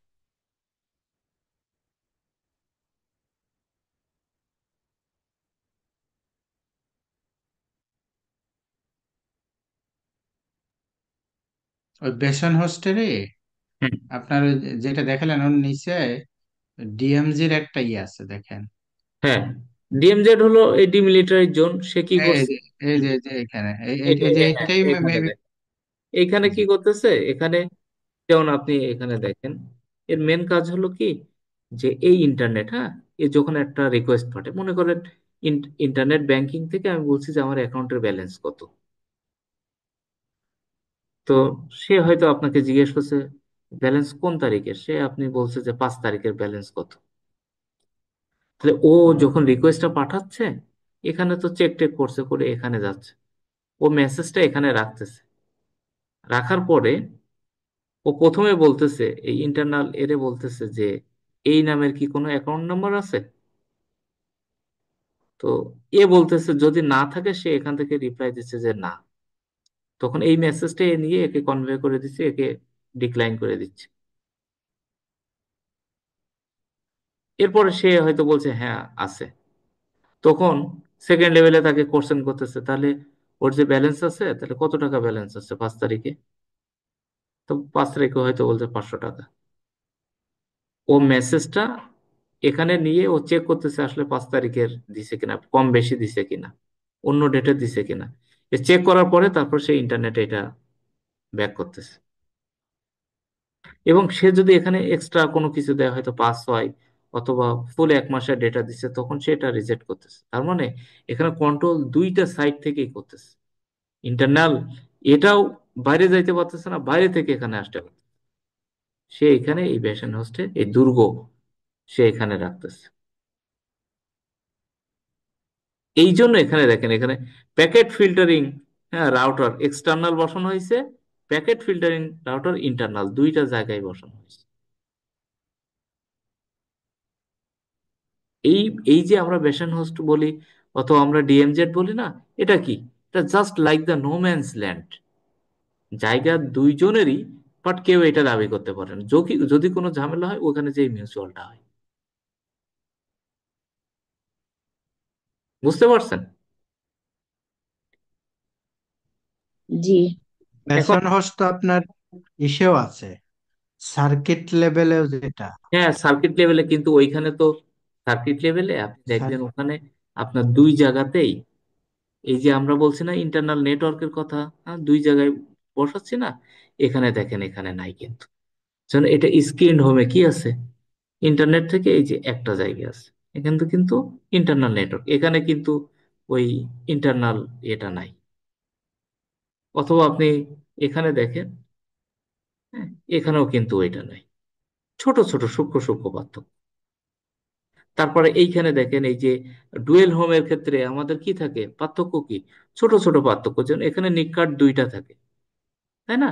কিন্তু হ্যাঁ, আপনি না এই এখানে, হ্যাঁ, বিষয় না ভাই, মানে হ্যাঁ, হচ্ছে যে আমার ওই ডিএমজিটা আমার কেন হলো, যে আমার দুইটা প্যাকেট ফিল্টার থাকার কারণে বেসানসটা হ্যাঁ, ডিএমজি হিসাবে কাজ করলো। হ্যাঁ, হ্যাঁ, মোর মোর মানে সিকিউরিটি এ করতেছে, মোর চেকিং করতেছে, বোথ সাইডে চেকিং করতেছে। আর হ্যাঁ? আপনি দেখেন এখন যদি আমরা ওরা বলি যে রাইটে রাইটে সিজা করছেন, হ্যাঁ, ওয়ান ডিএমজেড, দেন আমার একটা কোশ্চেন যদি দেয়, কি হবে আনসার, দেখেন তো এটা।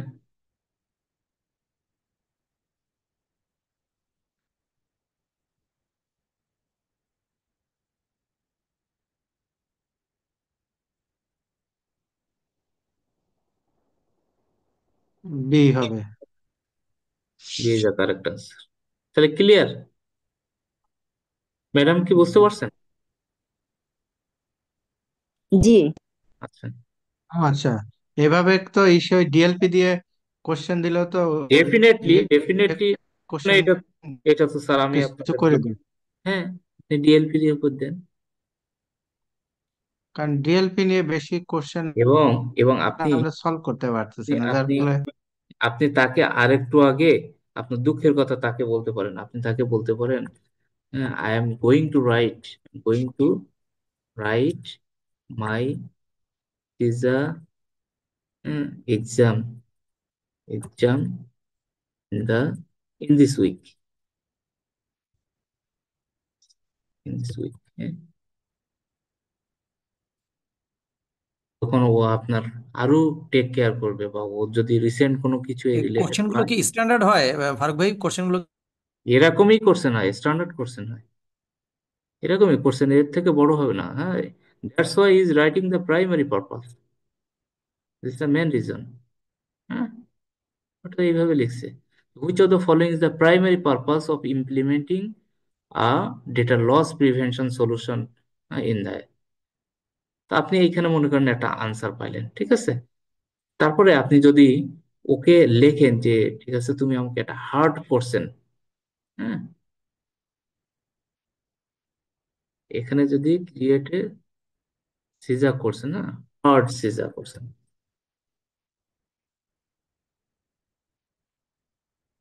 হুম, ও তখন আপনার আরো কঠিন একটা করছে তৈরি করছে এখানে। সেটা হলো আপনাকে, ওর বাবা এত অনেক কিছু লিখে দিচ্ছে, দুইটা কোশ্চেন তৈরি করে দিচ্ছে।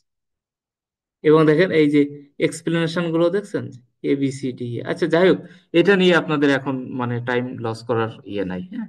মানে যদি হলো পড়ার সময় যে টার্মটা আপনার একটু কনফিউশন হবে, আপনি এইটা ইয়ে করে ফেলবেন, এখান থেকে আপনি হেল্প নেবেন, ঠিক আছে। তাহলে আমরা নেক্সট টপিক্সে যাই। নেক্সট কি ছিল, ইনসিডেন্ট রেসপন্স ম্যানেজমেন্ট, নাকি? ইনসিডেন্ট রেসপন্স ম্যানেজমেন্ট যদি আমরা লিখি,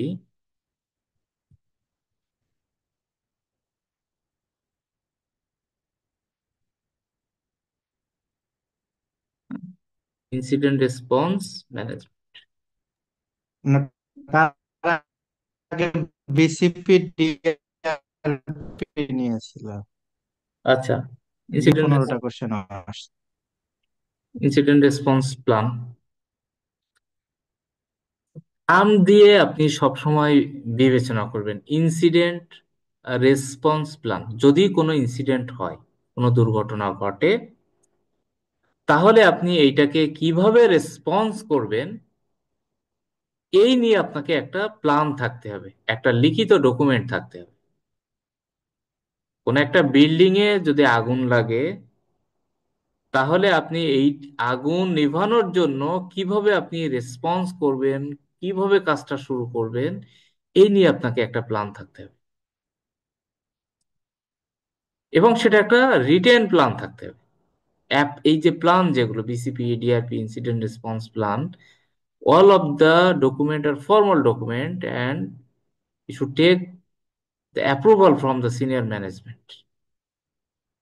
তাহলে ইনসিডেন্ট রেসপন্স যে আপনি করবেন, সবার আগে দেখতে হবে যে আসলে এই ইনসিডেন্টটা ডিক্লেয়ার করবে কিভাবে। ইনসিডেন্ট ডিক্লেয়ার না করলে কিন্তু আপনি এটাকে আপনি রেসপন্স করতে পারবেন না। যখন ডিক্লেয়ার করবে তখন আপনাকে এটাই কাজ করতে হবে। So এখানে অডিটরের কাজ কি? IS auditor may be required to provide assurance and advice on the effectiveness on incident response plan in the organization.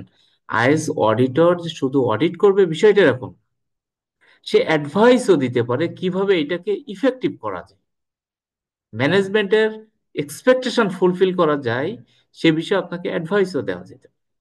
তাহলে আপনি অ্যাডভাইস দিতে গেলে কি করতে হবে?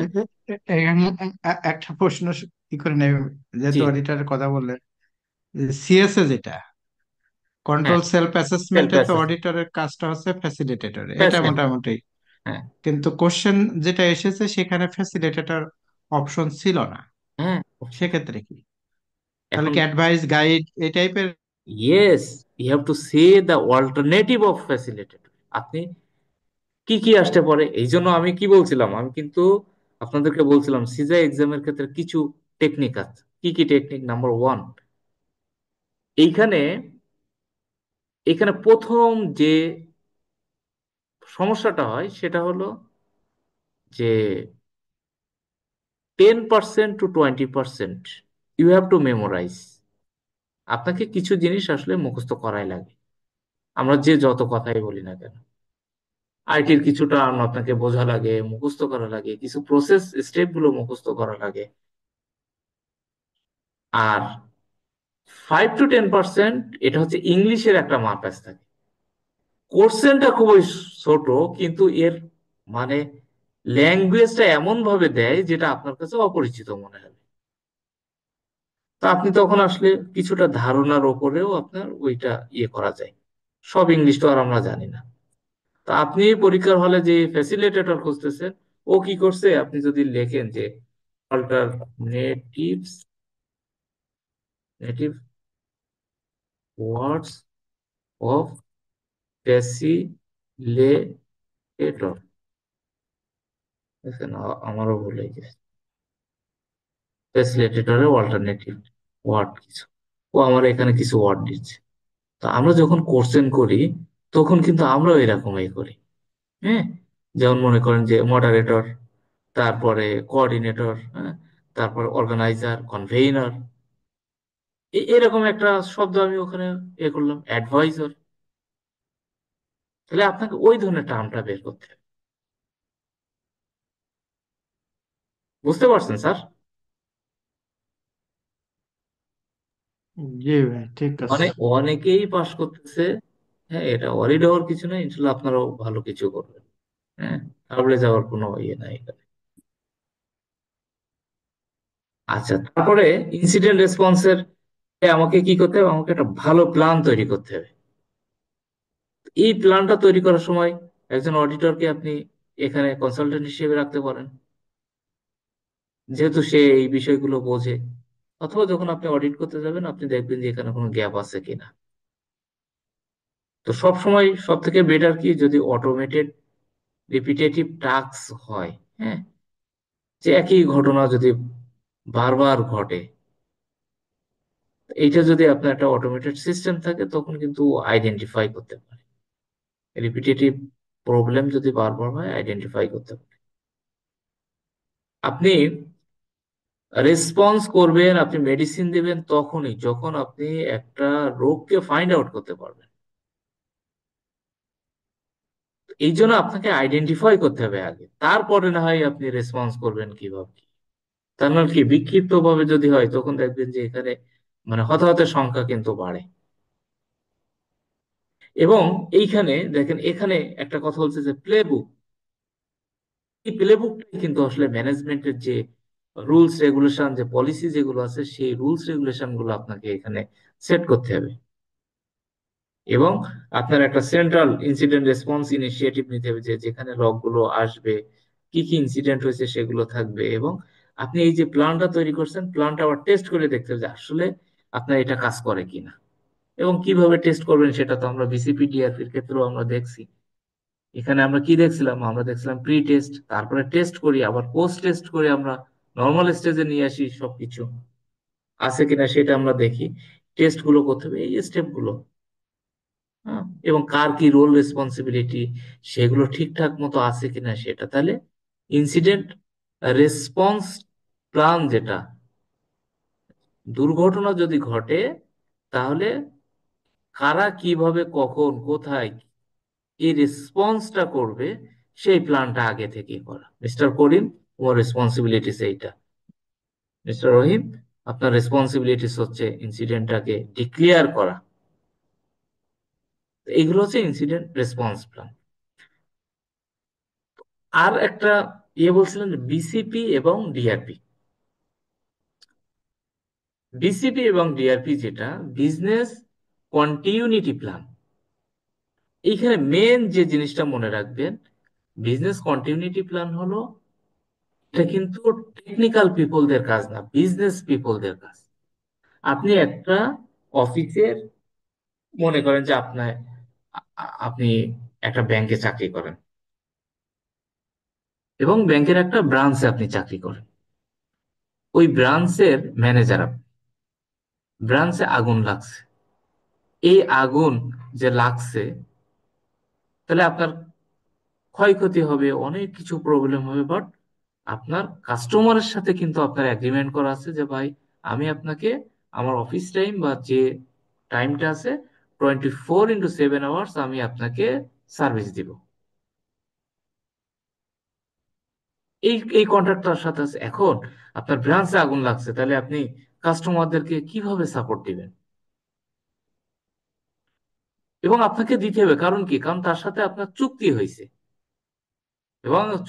এবং প্রতি মাসে বা প্রতি বছরে আপনি তাকে অ্যানুয়াল ফি নিচ্ছেন। এখন এই কাস্টমারকে আপনাকে সার্ভিসটা দিতে হবে, এবং তাহলে কি আপনি কাস্টমারকে সব সার্ভিস গুলো দিবেন? না, সব সার্ভিস গুলো আমরা ইনসিডেন্টের সময় আমরা দিই না। আমরা বিশেষ করে ক্রিটিক্যাল সার্ভিস যেগুলো, যেগুলো আমার অর্গানাইজেশনের বিজনেসকে মানে বাঁচায় রাখে, ওই ধরনের সার্ভিস গুলো মূলত আমরা তাদেরকে প্রোভাইড করি। যেমন ওই ব্রাঞ্চে হয়তো এরকম হইতে পারে যে ফরেন ট্রেডের ট্রানজাকশন হয়, হিউজ পরিমাণ আর্নিং হয় এলসি করার মাধ্যমে।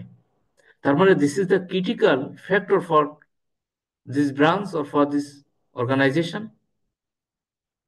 সো এইরকম ক্রিটিক্যাল সার্ভিস গুলোকে আপনি কিভাবে এনশিওর করবেন? This is the part of business continuity plan. তাহলে বিসিপির কাজ কি হলো? এটা 1 নম্বর কাজ হলো, এটা কিন্তু টেকনিক্যাল পিপলদের কাজ না। হ্যাঁ, টেকনিক্যাল পিপলদের কাজ তখনই হবে কখন? আপনি হয়তো একটা ডেটা সেন্টারের বিসিপি বানাচ্ছেন, তাহলে এটা কি? ডেফিনেটলি টেকনিক্যাল পিপলদের কাজ। হ্যাঁ, এটা টেকনিক্যাল পিপলরা এটা কাজ করবে, এটাই স্বাভাবিক। বাট অন্য যেগুলো, সেগুলো কিন্তু বিজনেস পিপলরা এটা রেসপন্সিবল। একটা ব্রাঞ্চে বন্যার পানি উঠে গেছে, এখন আপনি কোন জায়গা থেকে কাস্টমারকে সার্ভিস দিবেন, এটাকে আইটি পিপল আপনাকে বলে দেবে, এটা আপনাকেই সিদ্ধান্ত নিতে হবে। একটা ব্রাঞ্চে আগুন লাগছে, আপনার কাজ কোন পর্যন্ত? আপনি ফায়ার সার্ভিসে ফোন দিলেন,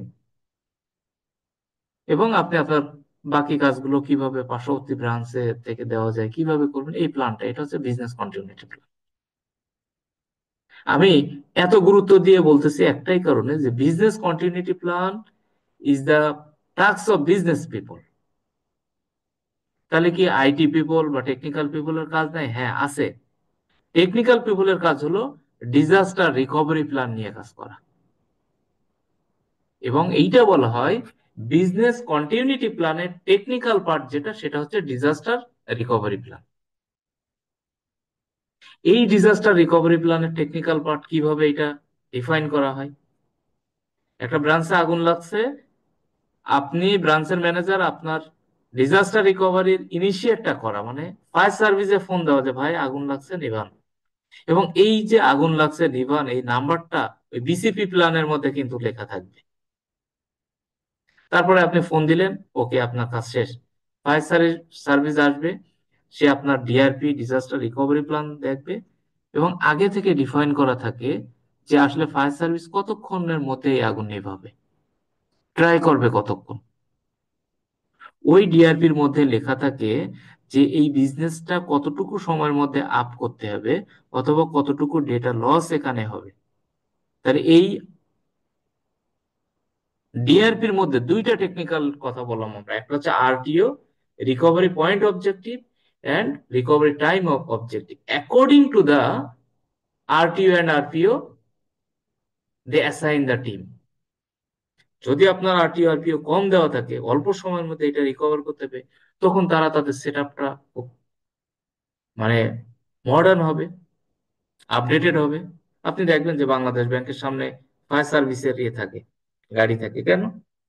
তাদের বিসিপি মানে ডিআরপির মধ্যে আরটিও আরপিও অবশ্যই কম আছে, অথবা তারা এই যে কেপিআই ভুক্ত অর্গানাইজেশন গুলোর মধ্যে আছে। দ্যাটস ওয়াই এটা হচ্ছে তার রিকোয়ারমেন্ট, এই জন্য সেখানে থাকে। সোনালী ব্যাংক বা অন্যান্য ব্যাংকের সামনে থাকে না, কারণ কি? তাদের ম্যানেজমেন্ট হয়তো এখানে আরটিও আরপিও যেটা সেটা হয়তো আরো হাই লেভেলের, বা তারা আরো এখানে ডেটা লস কনসিডার করবে বেশি। তাহলে এইটা হচ্ছে ডিআরপি হলো টেকনিক্যাল পার্ট অফ বিসিপি। এবং একটা জিনিস মাথায় রাখবেন যে এই যে আমরা ডেটা সেন্টার বা বিভিন্ন জায়গায় ফায়ার সাপ্রেশন সিস্টেম এত খরচ করি, এটা কিন্তু আসলে কাজ করবে কি করবে না এটা কিন্তু নিশ্চয়তা, প্রবাবিলিটি যেটা সেটা কিন্তু 50-50। 50% ধরে নিয়ে কাজ করবে, 50% কাজ করবে না, কারণ রিয়েল টাইম অনেক কিছু আমরা আবার টেস্ট করতে পারি না। বিসিপি টেকনিক্যাল পার্ট ডিআরপি, ডিআরপির মেনলি দুইটা অংশ থাকে, একটা হচ্ছে আরটিও আরপিও। আরটিও হলো recovery time objective, that's mean কতটুকু সময় আপনার সিস্টেমটা বন্ধ থাকলে আপনি মেনে নিবেন, সেটা হচ্ছে আরটিও। আর আরপিও হলো কতটুকু ডেটা লস হলে আপনি মেনে নেবেন, সেটা হচ্ছে আপনার আরপিও। দুইটাই টাইমের সাথে, একটা হলো ডেটা লস যেটা আরপিও, আর আরটিও টি আছে যেহেতু, এটা মনে করবেন যে ডাউন টাইম, কতটুকু টাইম এটা বন্ধ থাকলে আপনি মেনে নেবেন, সেটা হচ্ছে আরটিও। ঠিক আছে? আর আর কোনো বিষয় এই এই আরটিও আরপিও বা বিসিপি ডিআরপির উপরে? হুম, এর আপনার এই যে বিসিপি আর ডিআরপির যে টেস্ট আছে, হ্যাঁ, টেস্ট তো দুই তিন টেস্ট ধরনের। হলো যে প্রি টেস্ট পোস্ট টেস্ট আর টেস্ট ওইটা না। হ্যাঁ, আর যে টেস্ট আছে যেমন ওই যে টেবিল টপ, হ্যাঁ, টেবিল টপ। তারপরে প্রিপেয়ারনেস, হ্যাঁ, ফুল অপারেশনাল টেস্ট, এ, আবার ডিআরপির ক্ষেত্রে checklist review, simulation test, parallel test, structured work through এবং হ্যাঁ, ফুল ফাংশনাল নাকি যেন একটা আছে। হ্যাঁ, ফুল তো ফাংশনাল। এখন হ্যাঁ, তো এইখানে বিসিপিতে তিনটা আছে, ডিআরপিতে পাঁচটা আছে, কিন্তু আমি বিভিন্ন কোশ্চেনের অ্যান্সারে দেখি যে এই দুটো অনেকটা ইন্টারচেঞ্জেবলি ব্যবহার হচ্ছে। মানে এইটা প্রিপেয়ার্ডনেস, এইটা যদি আমরা আগেরটাই দেখি, হ্যাঁ আগের ম্যানুয়ালটাই দেখি, তাহলে আপনি দেখবেন যে ওই বিসিপির যেটা ডিআরপির একদম সেম সিনারিওটা ওইখানে সেট করা ছিল। হুম, ওই ওইটা সেমটাই এখানে ছিল, দুইটাই সেম ছিল। এখানে হয়তো একটা দুইটা অ্যাড করছে, এটা কোনো ইয়ে না, আলাদা কোনো বিষয় না।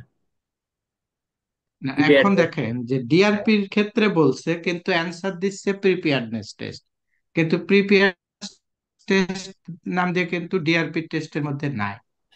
তো প্রিপেয়ার্ডনেসটার মতো যে localised version of full test.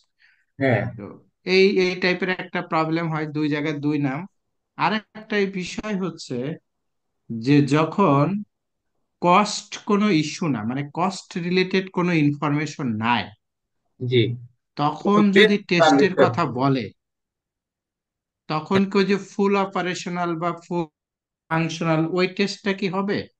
না, কস্টের সাথে টেস্টিং এর বিষয় যেটা, কস্টিং এর সাথে টেস্টিং এর কিন্তু ওই রকম রিলেশন নাই এই টেস্টের ক্ষেত্রে। হ্যাঁ, যদি আপনাকে বলে যে ডাউন টাইম, এইটা কোনো ইস্যু নাই, ম্যানেজমেন্ট আসলে টেস্ট করতে চাই সিস্টেমটা, কিন্তু এখানে সে যদি কোনো কারণে সিস্টেমটা ফেলিওর হয়, তারপরও ম্যানেজমেন্টের কোনো মানে খুব বেশি প্রবলেম হবে না। তাহলে আপনি কি করবেন? তাহলে আপনি ফুল টেস্ট করবেন, যেহেতু সে ডাউন টাইম কনসিডারই করতেছে। তাহলে আপনি ফুল অপারেশন টেস্ট করবেন, কারণ ফুল অপারেশন টেস্ট হলো এটা like the similar scenario of a disaster. আপনি টোটাল সিস্টেমটা শাট ডাউন করে দিলেন প্রাইমারি সাইড দিয়ে, এটা কিভাবে আপ করা যায় সেই কাজটা আপনি করবেন। আর সব থেকে রিস্ক ফ্রি টেস্ট কোনটা? Parallel test. ও কোনো ঝামেলা না, একটা সিস্টেম, অরিজিনাল সিস্টেমটা একসাথে চলবে, দুটাই চলে? হ্যাঁ একসাথে দুইটাই চলবে, আর কোনো ধরনের কোনো ইম্প্যাক্ট পড়বে না। এই জন্য তার যে মানে কোনো আমার এই যে ফুল অপারেশনাল বা ফুল ইন্টারাপশন টেস্ট, যেটা ডিআরপি বিসিপি তে দুই নামে আছে, হুম, তাহলে যেটাই হোক এইখানে কনসিডার হচ্ছে যে সিস্টেম ডাউন টাইমটা প্রতিষ্ঠানের জন্য অত কোনো মেজর ইস্যু না, হ্যাঁ মেজার ইস্যু, তখন এটা হবে বেস্ট, হ্যাঁ এরকম। বেস্ট হবে। হ্যাঁ বেস্ট হবে। এবং এরকম আছে কি যে মনে করেন যে তাদের হাতে খুব বেশি সময় নেই, তারপরে ম্যানেজমেন্ট একটা রিপোর্ট চেয়েছে, অথবা দেখা যাচ্ছে ইন্স্যুরেন্স কোম্পানি তারা কিছু তাদের কিছু রিকোয়ারমেন্ট আছে, সেই ক্ষেত্রে আপনি কি করবেন? তো যেহেতু একটা টাইম কনস্ট্যান্ট আছে, তাহলে তো আপনি ফুল অপারেশন টেস্ট আমরা করতে পারতেছি না। আমরা তখন কি করি? তখন হয়তো আমরা টেবিল টপে যাই। টেবিল টপে কি হয়? বিভিন্ন ডিপার্টমেন্ট থেকে ও বিভিন্ন সেকশন থেকে লোক এনে তখন আমরা ওইটা নিয়ে আমরা ডিসকাস করি, ভাই এইটা হলে আমরা এইভাবে করতে হবে, যদি এরকম কোনো সিনারি হয় তাহলে কি করতে হবে, আর একজন বলে হ্যাঁ এইটা করতে হবে, রাইট। এই যে ডিসকাশনটা করতেছে, হ্যাঁ একই টেবিলে সবাই বসে ডিসকাশনটা করতেছে। আবার সিমুলেশন টেস্টটা কখন হয়? এই ঘটনাটা কেন ঘটলো, when we are trying to find out the root cause, then we are doing these types of testing. আপনি দেখতেছেন যে কেন এই ঘটনাটা ঘটলো, ওইটা ফাইন্ড আউট করার জন্য আমরা এই টেস্টটা করি।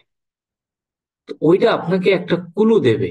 দেখেন, আমি কিন্তু সবসময় একটা জিনিস বলি যে আপনাকে কোশ্চেন বোঝাটা হচ্ছে সব থেকে মেন বিষয়।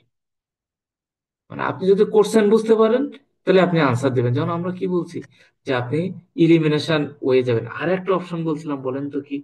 একটা অপশন বলছিলাম কি যে আপনি মনে করেন যে এখানে চারটা অপশন দেওয়া আছে, এখানে চারটা অপশন দেওয়া আছে, তা আপনি কোশ্চেনটা পড়বেন, অপশন গুলো পড়বেন না। কোশ্চেনটা পড়ার পরে আপনি আপনার বেস্ট নলেজ অনুযায়ী, এক্সপিরিয়েন্স অনুযায়ী আপনি মনে মনে চিন্তা করবেন যে এরকম হলে কি হইতে পারে। তখন আপনি দেখলেন যে ও এইটা তাহলে মনে হয় আরটিও হবে। এখন আপনি অপশনে দিয়ে দেখবেন আরটিও রিলেটেড কোনো কিছু আছে কিনা, যদি থাকে আপনি সেটা আনসার দিয়ে ফেলেন। এবং আরেকটা কাজ করবেন কি, এক্সামে আপনি মনে করেন যে এক্সাম দিলেন, আপনি 10টা কোশ্চেন সলভ করলেন, করার পরে কিছু না হলে আপনি একটা জোরে নিঃশ্বাস নেবেন, দম নেবেন, দম নিয়ে আপনি মাথাটা একটু হালকা করবেন, নিঃশ্বাসের ব্যায়াম যেটা বলে। তাহলে আপনার ওই রকম ইয়ে থাকবে না, নো টেনশনের কোনো কিছু নাই। আমি গরিব মানুষ, আমি তো আমার নিজের পয়সা দিয়ে পরীক্ষা দিছি, আমার তো অর্গানাইজেশন 1 টাকাও দেয় নাই। সেখানে ইয়ে কিছু নাই, ইনশাল্লাহ আপনারা পারবেন। এটা কোনো মতেই কোনো মানে ওয়ারিড হওয়ার কিছু নাই। আপনার গ্রুপেও তো আপনার দেখছি অনেক ভালো কোশ্চেন আনসার দিয়েছে, তো এখানে প্রবলেম নাই কিছু। আচ্ছা, আরেকটা ইয়ে দেখছিলাম, এসডিএন না, সফটওয়্যার ডিফাইন্ড নেটওয়ার্ক যেটা, হ্যাঁ। তো সফটওয়্যার ডিফাইন্ড নেটওয়ার্ক, তারপর আহ, আচ্ছা, এখানে আরেকটা জিনিস জিজ্ঞেস রাখি, এই যে অডিটরের ইন্ডিপেন্ডেন্সের ইস্যু বা কনফ্লিক্ট অফ ইন্টারেস্ট, এখন হুম, এই যে কিছু কিছু জায়গায় দেখা যায় সিনারিও এরকম থাকে যে সে কোনো কাজে তার ইনভলভমেন্ট ছিল হুম, এবং সেখানে আবার তার অডিট করতে দিচ্ছে। ওকে, তো এইরকম সিচুয়েশনে অধিকাংশ জায়গায় উত্তর দেখছে যে সে এটা ম্যানেজমেন্টকে জানাবে, ইয়েস, তার ফার্স্ট দায়িত্ব হচ্ছে সে এটা জানাবে। জানানোর পরে ম্যানেজমেন্ট ডিসিশন নিবে যে তাকে ওইখানে রাখবে কি রাখবে না, বা তার মানে সে নিজে কোনো ওইভাবেই করবে না। রাইট, বিষয়টা তো এইরকমই তো নাকি? এটাই। যে তাকে কোনো অডিটের জন্য অ্যাসাইন করা হয়েছে, কিন্তু সে দেখলো যে মানে কাজটা, তাকে, হ্যাঁ, অডিটের জন্য যে জিনিসটা অ্যাসাইন করা হয়েছে ওই জিনিসটা আসলে সে প্রিপেয়ার করছিল, বা যখন এটা এস্টাবলিশ হয় তখন সে মানে তার ওই ওই কাজটা ডেভেলপমেন্ট স্টেজ বা অ্যাকুইজিশনে তার ইনভলভমেন্ট ছিল। দিল। তাহলে এই জিনিসটা যদি উনি অডিট করে তাহলে ওখানে তো ওনার চোখে অনেক কিছু ধরা নাও পড়তে পারে, অথবা কোনো একটা ভুল ধরা পড়লো, সে নিজের তো আর নিজের ভয়ে কুড়াল মারবে না, নিজেকে তো আর সে দোষী সাব্যস্ত করবে না। তো এটা একটা কনফ্লিক্ট অফ ইন্টারেস্ট। তো এই জন্য ওখানে হয়তো অপশন দেখবেন যে না, সে এটাকে নেগলেক্ট করবে, অথবা সে এটা করবে না, অথবা ম্যানেজমেন্টকে সে করবে না। কিন্তু মেন কাজ হলো, আনসার হলো, সে ম্যানেজমেন্টকে এটা ইনফর্ম করবে। Management will take the decision যে এইটা দিয়ে তাকে কাজ করাবে কি করাবে। But at least you have to inform to management you are engage with that work in previous time. এটা হচ্ছে তাকে জানাইতে হবে। তাহলে আর কোনো কনফ্লিক্ট অফ ইন্টারেস্ট এখন থাকবে না। কোন কোন কোন কোন কাজ সে করলে এইরকম কনফ্লিক্ট অফ ইন্টারেস্ট হতে পারে, হ্যাঁ, আর ওই যে কোনগুলো করলে যে হতে পারে? চেক লিস্ট আছে না ডোমেইন 2 তে, এই যে আপনার কন্ট্রোল ম্যাট্রিক্স, ওই যে জব ডেসক্রিপশনের জন্য সেখানে ছিল সিস্টেম প্রোগ্রামার কোন কোন কাজগুলো করতে পারবে, অ্যাপ্লিকেশন। ইকো হচ্ছে, ভাই আপনার কথায় ইকো হচ্ছে। কথা কি শোনা যায়, বোঝা যায় না? না, একটু ওই যে 2 মিনিট ধরে ইকো হচ্ছে। আচ্ছা, এখন কি ঠিক আছে নাকি? না, ওই একই প্রবলেম।